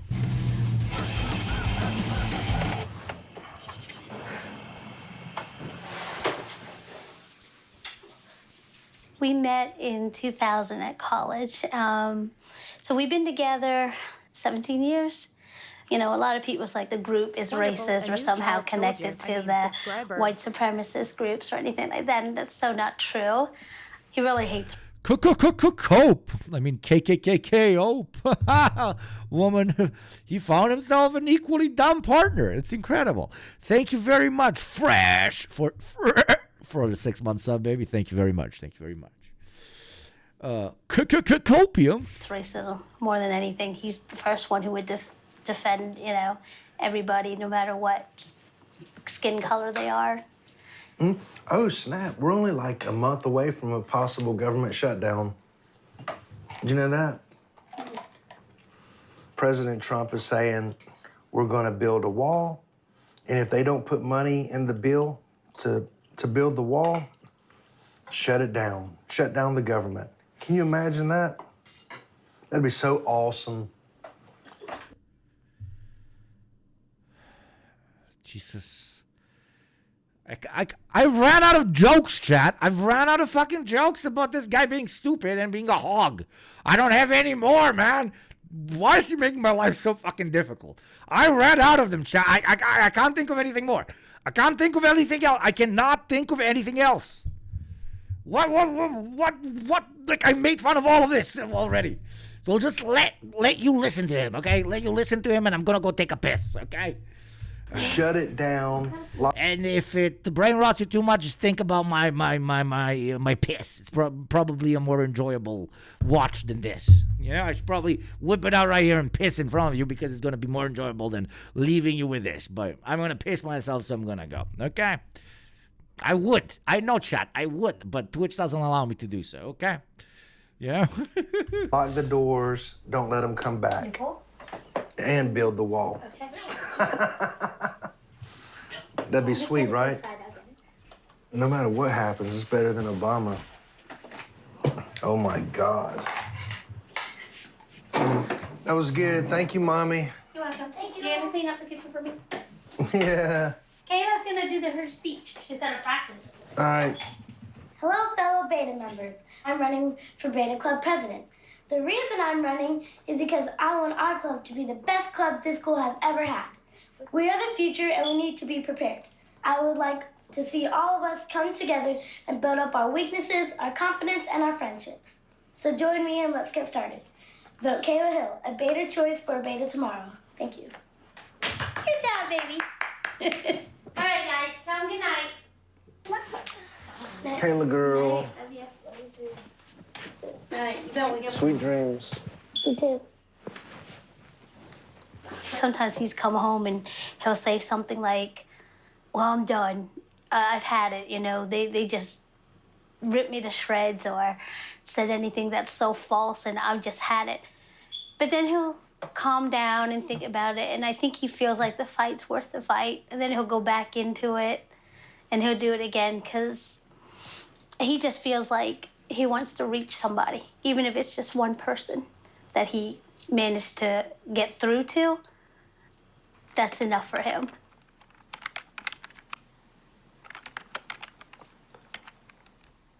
The Patriot movement, the 3%ers, they're always splintering. And they're always splintering. So what? Is there like a 1% or 1.7%? I'm a member of the 7% of the 3%, which makes me I'm a proud 0.08%er. They split for a lot of petty reasons. More or less, it's screw this guy. Me and my friends are leaving. You know, I came in with this guy, I'm leaving with that guy, and I'm taking 2 or 3 with me. If they break off from me, they basically imitate, you know, what I've done. And for what it's worth, I've probably left behind a lot of, you know, probably 10 different freaking individual groups.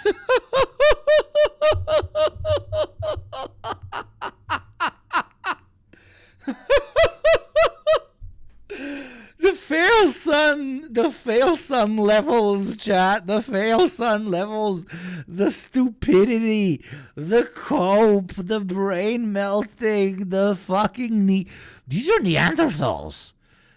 I am becoming racist. These aren't humans. These are fucking Neanderthals, dude. I thought we fucking cannibalized them out of existence. What the? Oh God. And oh.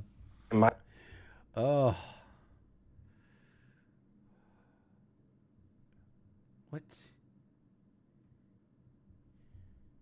Fuck. My characters often led to the downfall of 3% security force because I trust people way too much, way too quick.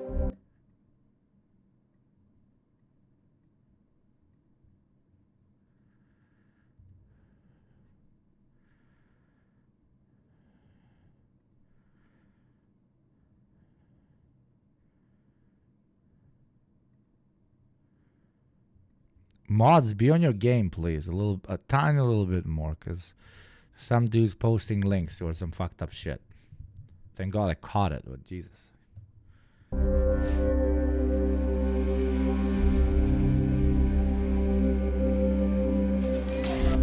men.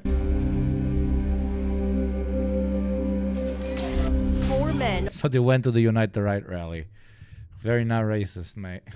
So this is recorded like 7 million years ago, apparently. Yeah, 6 years ago. Unleash their aggression in a ferocious attack. Is he a white supremacist? No, he's not a white supremacist. He's unstable. Hill told me that's why he kicked Ramos out of the militia after a year. For the record, I quit the militia because he does not. Motherfucker, you ain't white. oh, dude.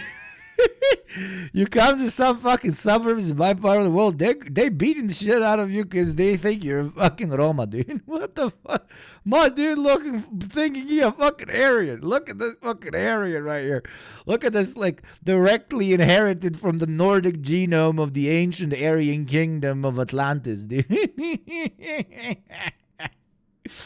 Oh, bro thinks he's on the team. You're not on the team, bro. You ain't on the team, man. Not have a stable mind for leadership. And almost everybody else, they don't want the media in on it. And so it kind of divides the camp right there. That's another reason for people to divide. It's, we don't talk to media because we know that they're gonna hack us and make us look like, you know, dumbasses or radicals. And then the media has all created... things that I have never seen a single group that is so black and white as this, okay? And you'll ask, oh, but what do you mean, Yugopnik? Didn't you say that they might not actually be racist? They have a separate type of right-wing ideology that is more connected to sort of American feelings of insecurity and so on, projected towards the federal government and blah, blah, blah, blah. No. This is black and white for another much simpler reason. These are imbeciles, and it's direct proof that the dumber you are, the more right-wing you are. The right is separated in two groups. Smart dudes that manipulate imbeciles, and gorilla monkey-ass, Neanderthal-ass, fucking smooth brains like this. 99.9% of the movement are monkey-ass, gorilla-ass, stupid-ass monkeys like this. Okay? That's it. And this is a pure, beautiful black and white depiction of this. You don't need dialectical materialism to see that. Okay? This big tornado in a little freaking teacup. And they no doubt they sensationalized what they saw. So it's kind of weird, you know? I mean, I'm nothing, really. I mean, I'm just Chris Hill up in the freaking attic, you know, doing my shit in the computer and fucking running around on the weekends, doing target practice. But I guess some people are interested. It's resonating with some people. Somebody out there is going to watch this video and it's going to resonate with them. Like, I know it. Hell yeah, just like us, brothers, we're resonating so fucking hard, brother. And by resonating, I mean, like, I love watching videos like this because it reminds me how much of on the right side of history I am. That dude's coming from. I'm a 3%er. You know, I go out and I prepare for worst case scenario. Scenario? You know, it's out there, no doubt.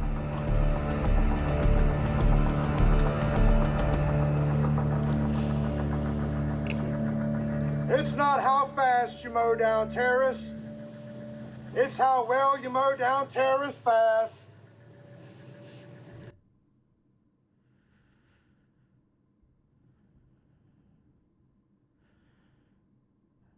This man has single-handedly returned me to monkey, okay? Returned me to monkey. And in this same Vice video, which is showing us this, the recommendation is why you should be worried about China's nukes. Yes, it is. Americans should be worried about China's nukes and not what we just saw in this video. Incredible. Incredible. May Vice rest in peace. May Vice Stop rest the presses. in a vice, in piss. The piss. Okay, Fantano, Elon Musk is a disgusting loser. I guess today we're just watching fucking idiots, okay? We're watching fucking imbeciles, fucking idiots. Because we're monkey ourselves. Okay, let's fucking go. He just received the most important political endorsement in the world of the year of the election of all time. This is 13 days ago. Oh, no. What the fuck? Why was this in my fucking thing? I thought this was new. This is 13 days ago. We're not watching this. What the fuck? This is fucking ancient. This is fucking ancient. Here, let's do some memes. Just chill out a little bit. After all that, I think we need anti-doomer leftist memes by Chemical Mind, a very underrated compilation and commentary channel over on YouTube. Okay, anti-doomer leftist memes 4 days ago. Let's see if it's good.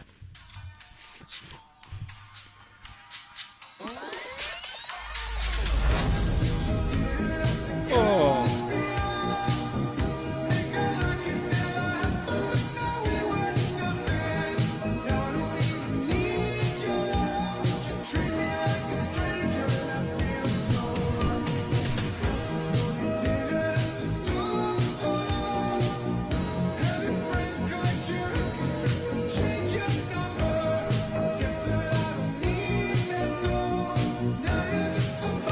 And I used to know somebody. Have taken out of these countries. These countries are not underdeveloped. They're overexploited. Classic. Absolute fucking yellow parenti, dude. I literally just said smile, you fucking idiot. Smile. Don't look at me like that. What the fuck? Smile for me, please. Perfect. Good job. Good job.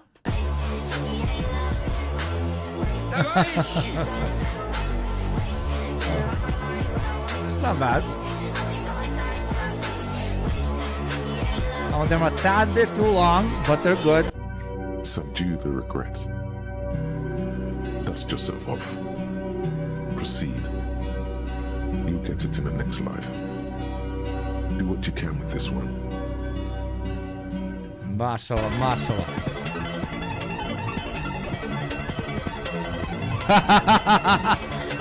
It's a poison. It's a poison. It's a Die Revolution poison. unserer Zeit hat den modernen Sklaven geschaffen.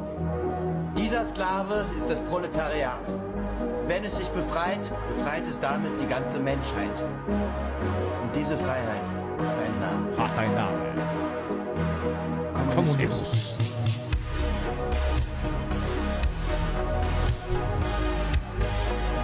Fucking tanky channel fucking footage of the Maoists and Soviets. Oh, a German, no longer a tanky channel. I love the DDR. Yes. Literal like Western leftists. Oh, DDR, super stan. Cuba, I love, I stan. Yes.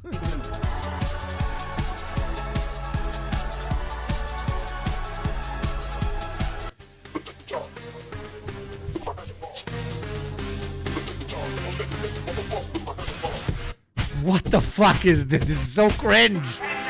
That one was so bad. What the fuck? No. That was so bad. The very Squidward. Kremlin reports you're doing great work in the imperialized state of Bikini Bottom. You shall be delivered 7 billion she-bucks to ensure that Bikini Bottom becomes a red bikini top. Bikini Bottom shall no longer be in the bottom, thanks to Tavarish Squidward. This is a classic as well.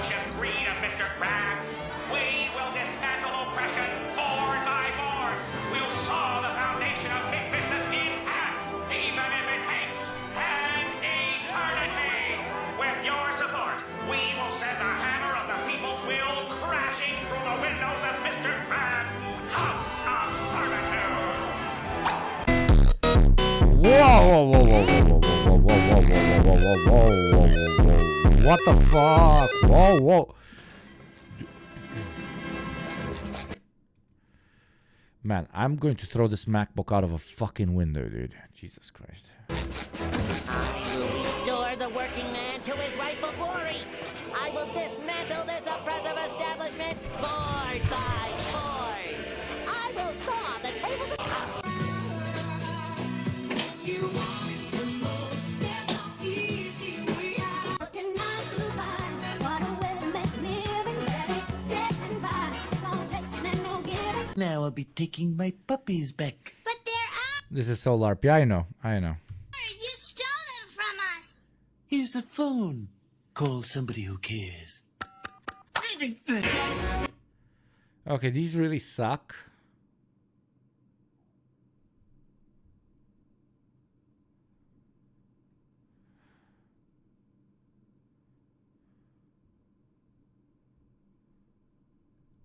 They have remarkably sensitive hearing. They quail at the mention of the word blood. Cower at the sight of blood. The forces of history operate through us, just as the forces of nature operate through flood and through fire. What matter whether a man dies during an earthquake or during the revolution? This is so LARP. I'm gonna fucking pass the fuck out. And Jesus fucking Christ.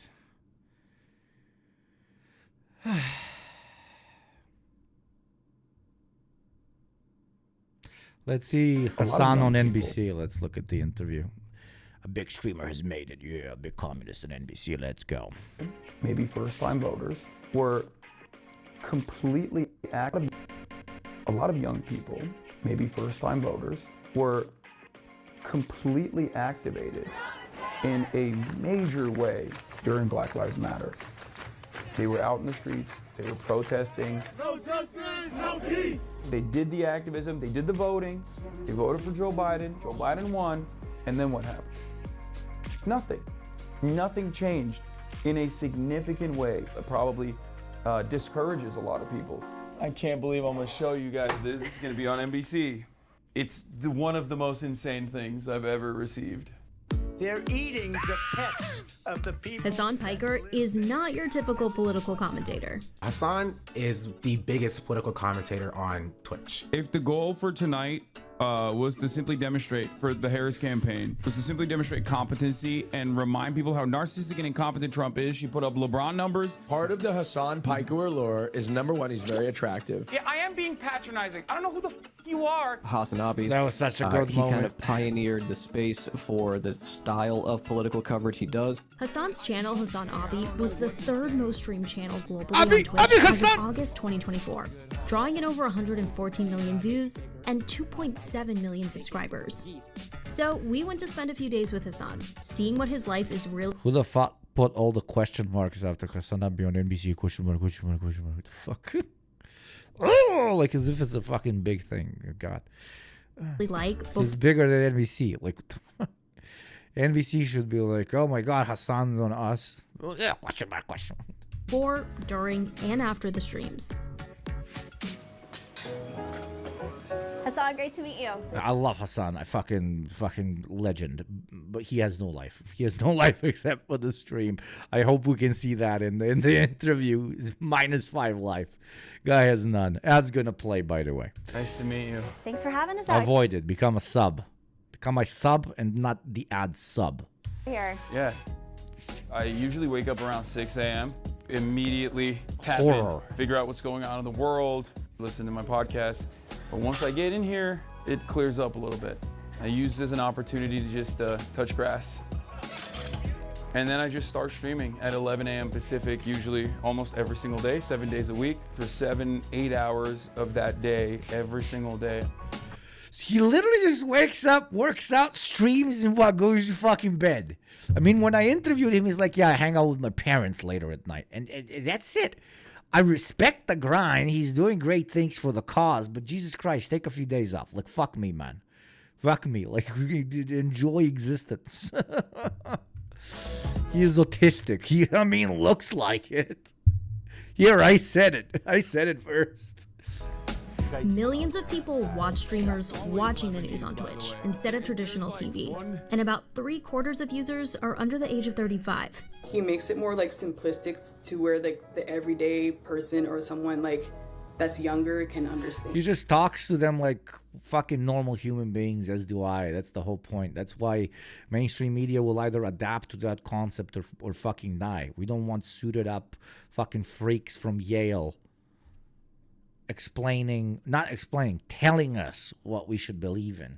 It's not fucking relatable. Fuck off. Okay? I want a Balkan guy in a fucking balaclava screaming into the microphone. I'm a rat. I'm a rat. I'm gonna debate about Israel. That is who you want your information from, chat. I'm fucking an alcoholic Balkan communist. That is the true future of mass media, brothers, or a roided up fucking Turk. Okay. Not saying that he's roided up. You get my fucking joke. I'm not an alcoholic either. It's called a fucking joke. Eat my fucking ass. What's going on? This is the spot. The house is entirely covered in fan art. My background on my stream room. My guy is a literal fucking sociopath. My guy just has pictures of himself throughout his whole fucking house. Hassan, that's fucking freaky, dude. That's fucking weird, man. What the fuck? The guy just has fan art all over his fucking house. It's very nice that he gets fan art. That's very cool, But like putting it in every corner, again, cool because you're celebrating your fans, who you would be nothing without. But also very weird of you just having pictures of yourself in every corner of your entire building. It's all I'm saying, Is also all stuff that people have sent in the P.O. box. Normal Hollywood shit, to be honest. Yeah, I forget he's in fucking LA sometimes. I think it's very busy, and people are very annoyed with it. It looks, from afar, it looks like I'm a Funko Pop collector, which I hate. There's not a lot of stuff back here that makes me laugh, but there's a lot of stuff that's like very sentimental. Twitch's audience is largely young men, a demographic that nationally is trending more conservative. What's going on? As streamers like Not this chat. We got women's in the chat all the fucking time, man. We love our women's chatters, man. Aiden Ross, who interviewed Donald Trump in August on Kick, appealed to this group. And do you know what the hits are yet? Do you know? Hassan is a prominent voice on the left, and even streamed from this year's Democratic National Convention. The way that people depict the left online in these spaces was cartoonish, hysterical, woke scold, like social justice warriors. And I felt like there was no one really representing. The truth actually is that they're all tankies and they all masturbate to pictures of Stalin. Just like a normal dude who just doesn't want to be an asshole to like random marginalized people, you know what I mean? Okay. How would you describe this election year so far? I think the Kamala Harris swap out was huge. It really, really reinvigorated people's attention. Thank you, Romka. Yes, we do. Any day, any morning, any night, man. I got a picture of young Stalin on my ceiling. So every time I go to bed, every time I lay back, he's just staring down at me. I got LEDs inside of the picture so that even when I turn off the light, Stalin's beautiful young eyes are staring directly into mine, you know? If I make love, I always want to lay on my back so that I can look at Stalin as I'm having intercourse. I hope to God my girlfriend isn't watching this. Jesus Christ, I'm in so much trouble. In politics, like the Democratic Party responded to public pressure, which is something that they normally don't do. It made people get interested in politics again. Go play. I really like Waltz. I think he's a unique, old school type of politician that you only see in like movies and stuff that like actually cares about people. I hope that the Harris-Waltz ticket continues being responsive to public pressure on key issues and does not do the classic Democratic Party move and shy away from being called a radical. Because that's one thing that really frustrates me about Democrats. I love how they're not actually playing the video because they're afraid people think Kamala and Tim are actually kind of normal. I know. Where do you see your role fitting into that? Are you trying to engage the young viewers watching your stream? Are you trying to encourage them to vote? I think voting is the least important, most consequential thing you can do. Can you tell all of this was immediately after Waltz being selected as VP and not within the last month? Yeah. It's not the end all be all. I always stress people to vote, of course, but that's not like all these like get out to vote initiatives. They're silly. It's just, if you want to make people vote, you gotta offer them something, either party. Listen, I'm a simple guy, okay? And I'm not a very Before Twitch, Hassan worked at the Young Turks Network, which was started by his uncle. He joined Twitch in 2018. I like to rest in peace, Armenians. Yeah, I'm always gonna bring up the fucking educate people, and I like to entertain people. But entertaining is my first priority, I would say. He apparently is a socialist Twitch streamer. For a socialist, you seem to be spending large. Yeah, I have a hot sister. Friend? Explain to me the profit model with Twitch, because a lot of your critics have a lot to say about, you know, the status and wealth that you have. He's a communist and he has the money. He's a communist and he has the money. He has house owned. Yeah. If I wanted any kind of sustainability, especially because I talk about issues that are not exactly advertiser friendly. What are you, crazy? I knew that I had to be a subscription-based model. The revenue structure on Twitch is they take a 25% cut of all the subscriptions. You know, those numbers go up, they go down. They've been fairly consistently at 50,000. Jesus fucking Christ, that must be good, bro. That must be good, bro. Here's to that day, one day chat. That day, one day chat. Cheers, chat with water. Unfortunately, today we're hydrating. Here's that number chat, but I'm also already extremely happy with over 1,000 1,000 is very sustainable. It's very nice. I fucking love you, and I'm very grateful. And cheers, cheers, cheers. Our calculation. But 50,000, holy fucking shit, motherfucker. That's at least $200,000 a month and over $2 million bucks. Good for him. This is the home Fuck that yeah, dude. got me Good for you, for dude. buying for Good for you, myself man. and my family. Why do you think that is? I try to use the house or all these like different controversies as a teachable moment.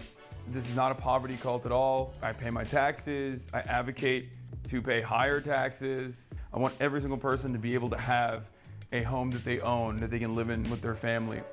Agreed very much. Thank you, Gabriel, for 100 bits. If you ever make it to 50K, I'm leaving. This chat is an incomprehensible speed stream of emojis and text. Yeah, that's true. Fizzy Robin, thank you very much for the second month, brother. Thank you very kindly. I'm gonna get started. Yeah, Yeah, that really sucks when a community a gets subscriber. when a community gets a little bit bigger. It really fucking sucks with chat. It's very difficult to moderate. Now I get to read almost every single fucking comment, and that's really nice because I actually get to interact with almost every single one of you, except some fucking dirty ass fucking freaks that I interact with more because I prefer them. You guys don't mind. Yeah, sounds good. He still sticks to his values. He deserves the bag. Absolutely doesn't, man. Speaking of bag, thank you very much, Jocula, for giving me that good old Serbian money, baby. Thank you very much for the 10 gift subs. Thank you, my Balkan brother. Thank you very much. And we're already level 4 hype train. What the fuck? The hype train went from 0 to 4. But no, seriously, Jocula, thank you very much for giving me 10 child soldiers. Welcome to the community. Ain't nobody watching fucking ads up in this bitch. Can we get to level 6? Is that possible or is that too much to ask? Well, for Hassan, 50,000 fucking subscribers is not too much to ask.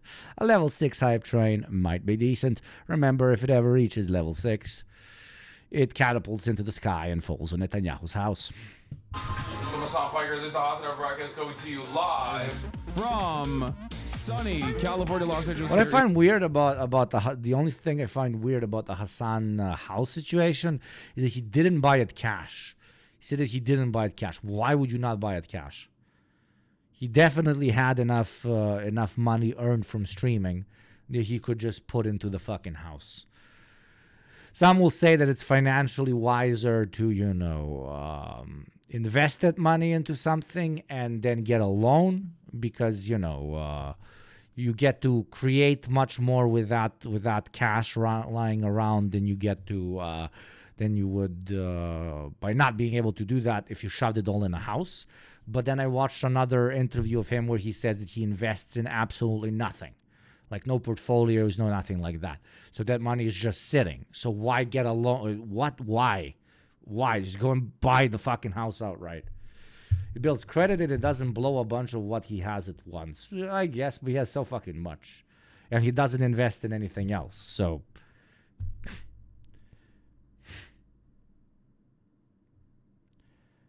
It builds capital and credit. Paying an insane amount of interest rate to the bank is a good thing, actually.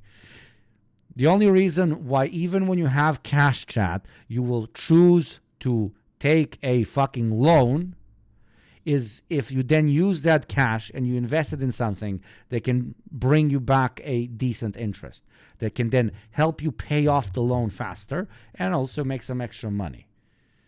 Okay, so then why? I guess the only reason would be, hey, I'll have some cash lying around so that, I feel comfortable and safe. But that comfort and safe is still a lot of money, even if he had a fucking 1.5% interest rate on his house. I think he's also said he's got a mortgage at an insanely low interest rate. Probably, but a 1% interest rate is still a lot of money after 10 or 30 years. I don't know how long his mortgage is.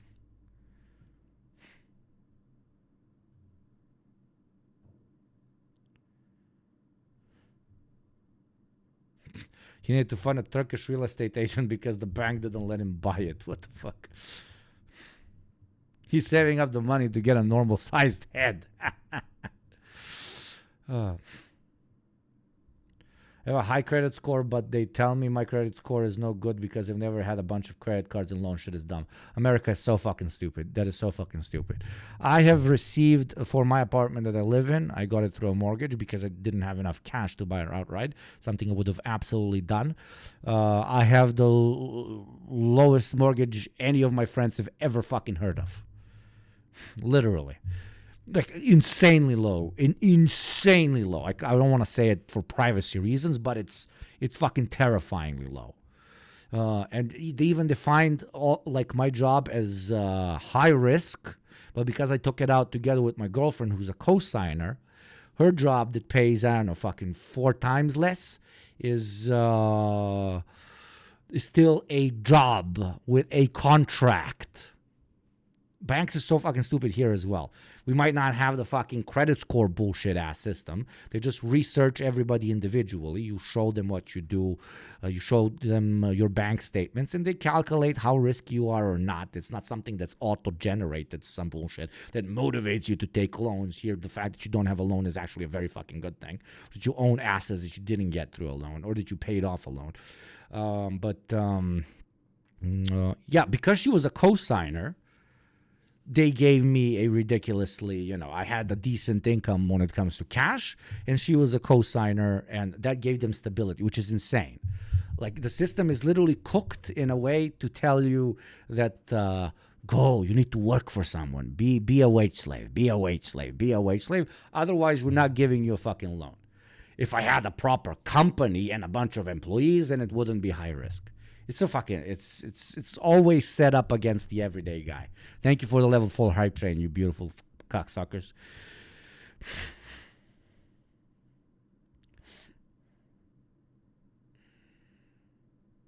Usury being haram is a big W for Islam. Usury is haram in Christianity as well. Usury is haram in everything.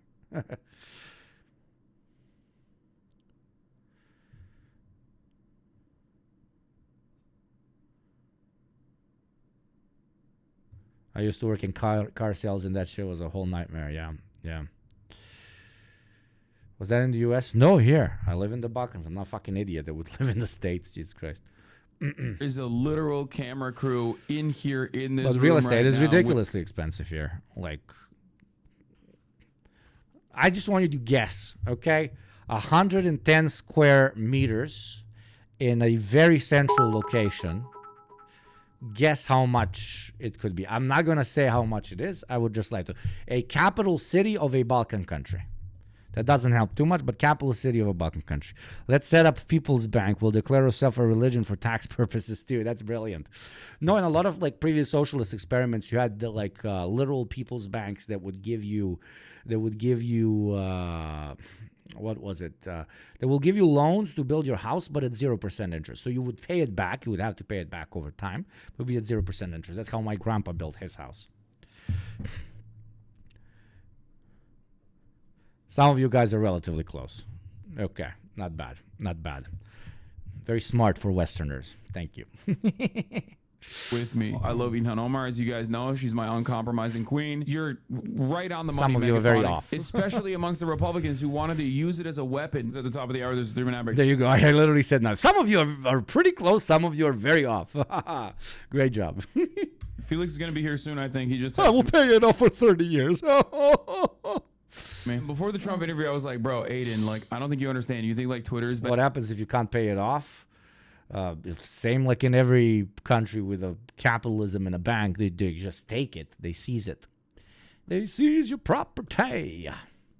Bad. Like, you think cancel culture is bad? Like, mainstream media is going to be up your ass. That'll be all for today, folks. All right. We're out. Okay, so 8 hours later, how are you feeling? A little tired. This is what I like to call the dead zone.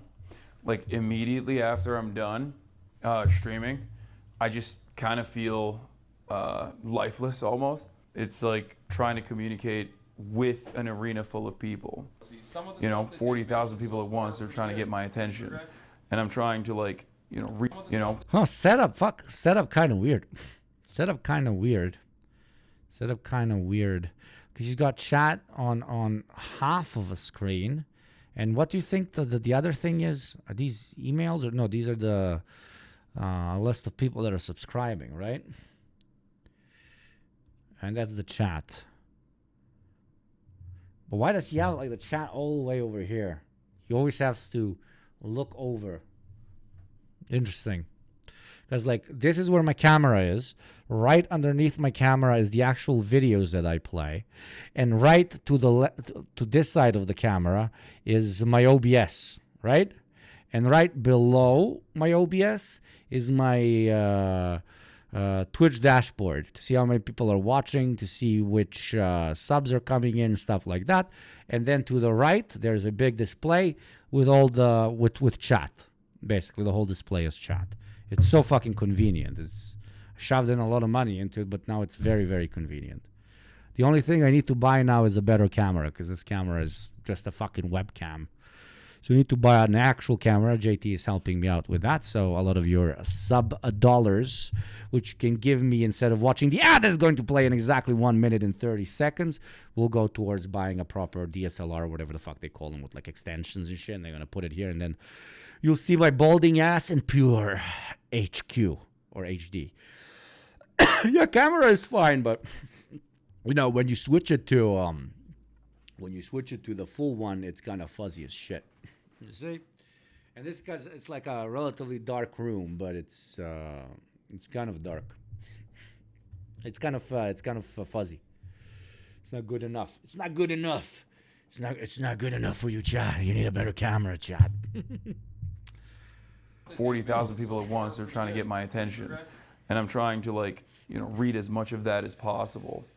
And I think it just breaks my brain a little bit. So we cannot see your face better. Exactly, brother. Now he gets it, man. I want you to see all the patterns on this beautiful goddamn mask, brother. The media does a terrible job at showcasing the truth. Can you tell me more about that? I would not be able to operate without mainstream media. The if it bleeds, it leads mentality that a lot of like local news and a lot of, you know, mainstream media has. This causes them to lean in on a lot of panics, a lot of hysterias, oftentimes created by right-wingers deliberately to motivate people to vote a certain way or to feel a certain way. That's such a disingenuous way to interpret polls. What would happen if Twitch just went away? If Twitch just went away, if Twitch just disappeared, I'd probably still do content of some other sort. You gotta get a VR model. Why would I when I'm so good looking?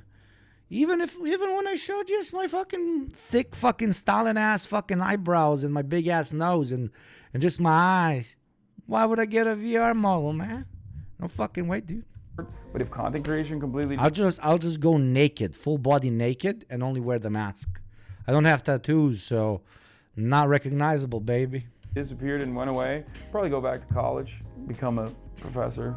I'd probably pivot to the mainstream media finally. I would never do it otherwise though, because I love my editorial control and independence. Just first. You have tits, yeah, I forget. It's forbidden. It's forbidden to show titties on this goddamn website. First word or first few words that come to mind. JD Vance. I immediately want to say couch. Trump. Lost his aura. Elon Musk. Ugh, gross. Deadbeat dad, thin-skinned billionaire, but also one of the greatest socialist advocates of our time, showing the world that meritocracy is a complete falsehood. Stop the presses. No, I'm not. Jesus Christ. Yugo VTuber model would just be Tony Soprano. Pretty much. Pretty much, brother. Yeah, brother. Just hairier. I'm hairier than Tony. I'm kidding. No, not really. Not really. Kind of. I'm thinking about my body and I'm thinking about Tony Soprano's body, and I'm comparing the hairiness level in my head, and it's not a very enjoyable experience for me. That is why, my dear, beautiful, beautiful child soldiers, childless soldiers, and every other type of motherfucker, I will cut today's stream to an end, baby. Hit the gym. Yes, I do, brother. Yes, I do. Oh, thank you very much to everybody who has joined me on this fine September 25th, Wednesday. We had some fun, but it was mostly absolute disgusting fucking brain rot, if I can say my selfie self. Yeah, we overdid the brain rot. I feel like shit, honestly.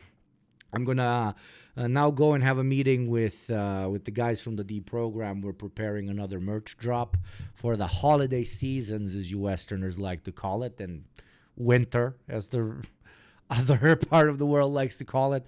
We got some very interesting shit in store. We're gonna do I think it's our third brainstorming session. So again, thank you to everybody who joined. Thank you to everybody who clicked that beautiful follow button, baby. If you want to join the wider community, do consider joining the Discord channel, !Discord. It's kind of a shit fest, but it's a big shit fest. So you might have some fun, learn some things. It's not bad. Thank you especially to everybody who subscribed and donated those beautiful, beautiful bits. We are very close to our fucking target. It feels nice. To all the new people in chat that have not clicked the follow button, it costs you absolutely nothing. We'll inform you when my thick ass streams, so it's a win-win. Do go ahead and press it. But yeah. Other than that, thank you to my beautiful, beautiful mods, without whom none of this would be possible. Kind of slow today, but I still appreciate you. And yeah, I'll see you tomorrow, actually. Tomorrow around the same time. I have something more special in mind for tomorrow.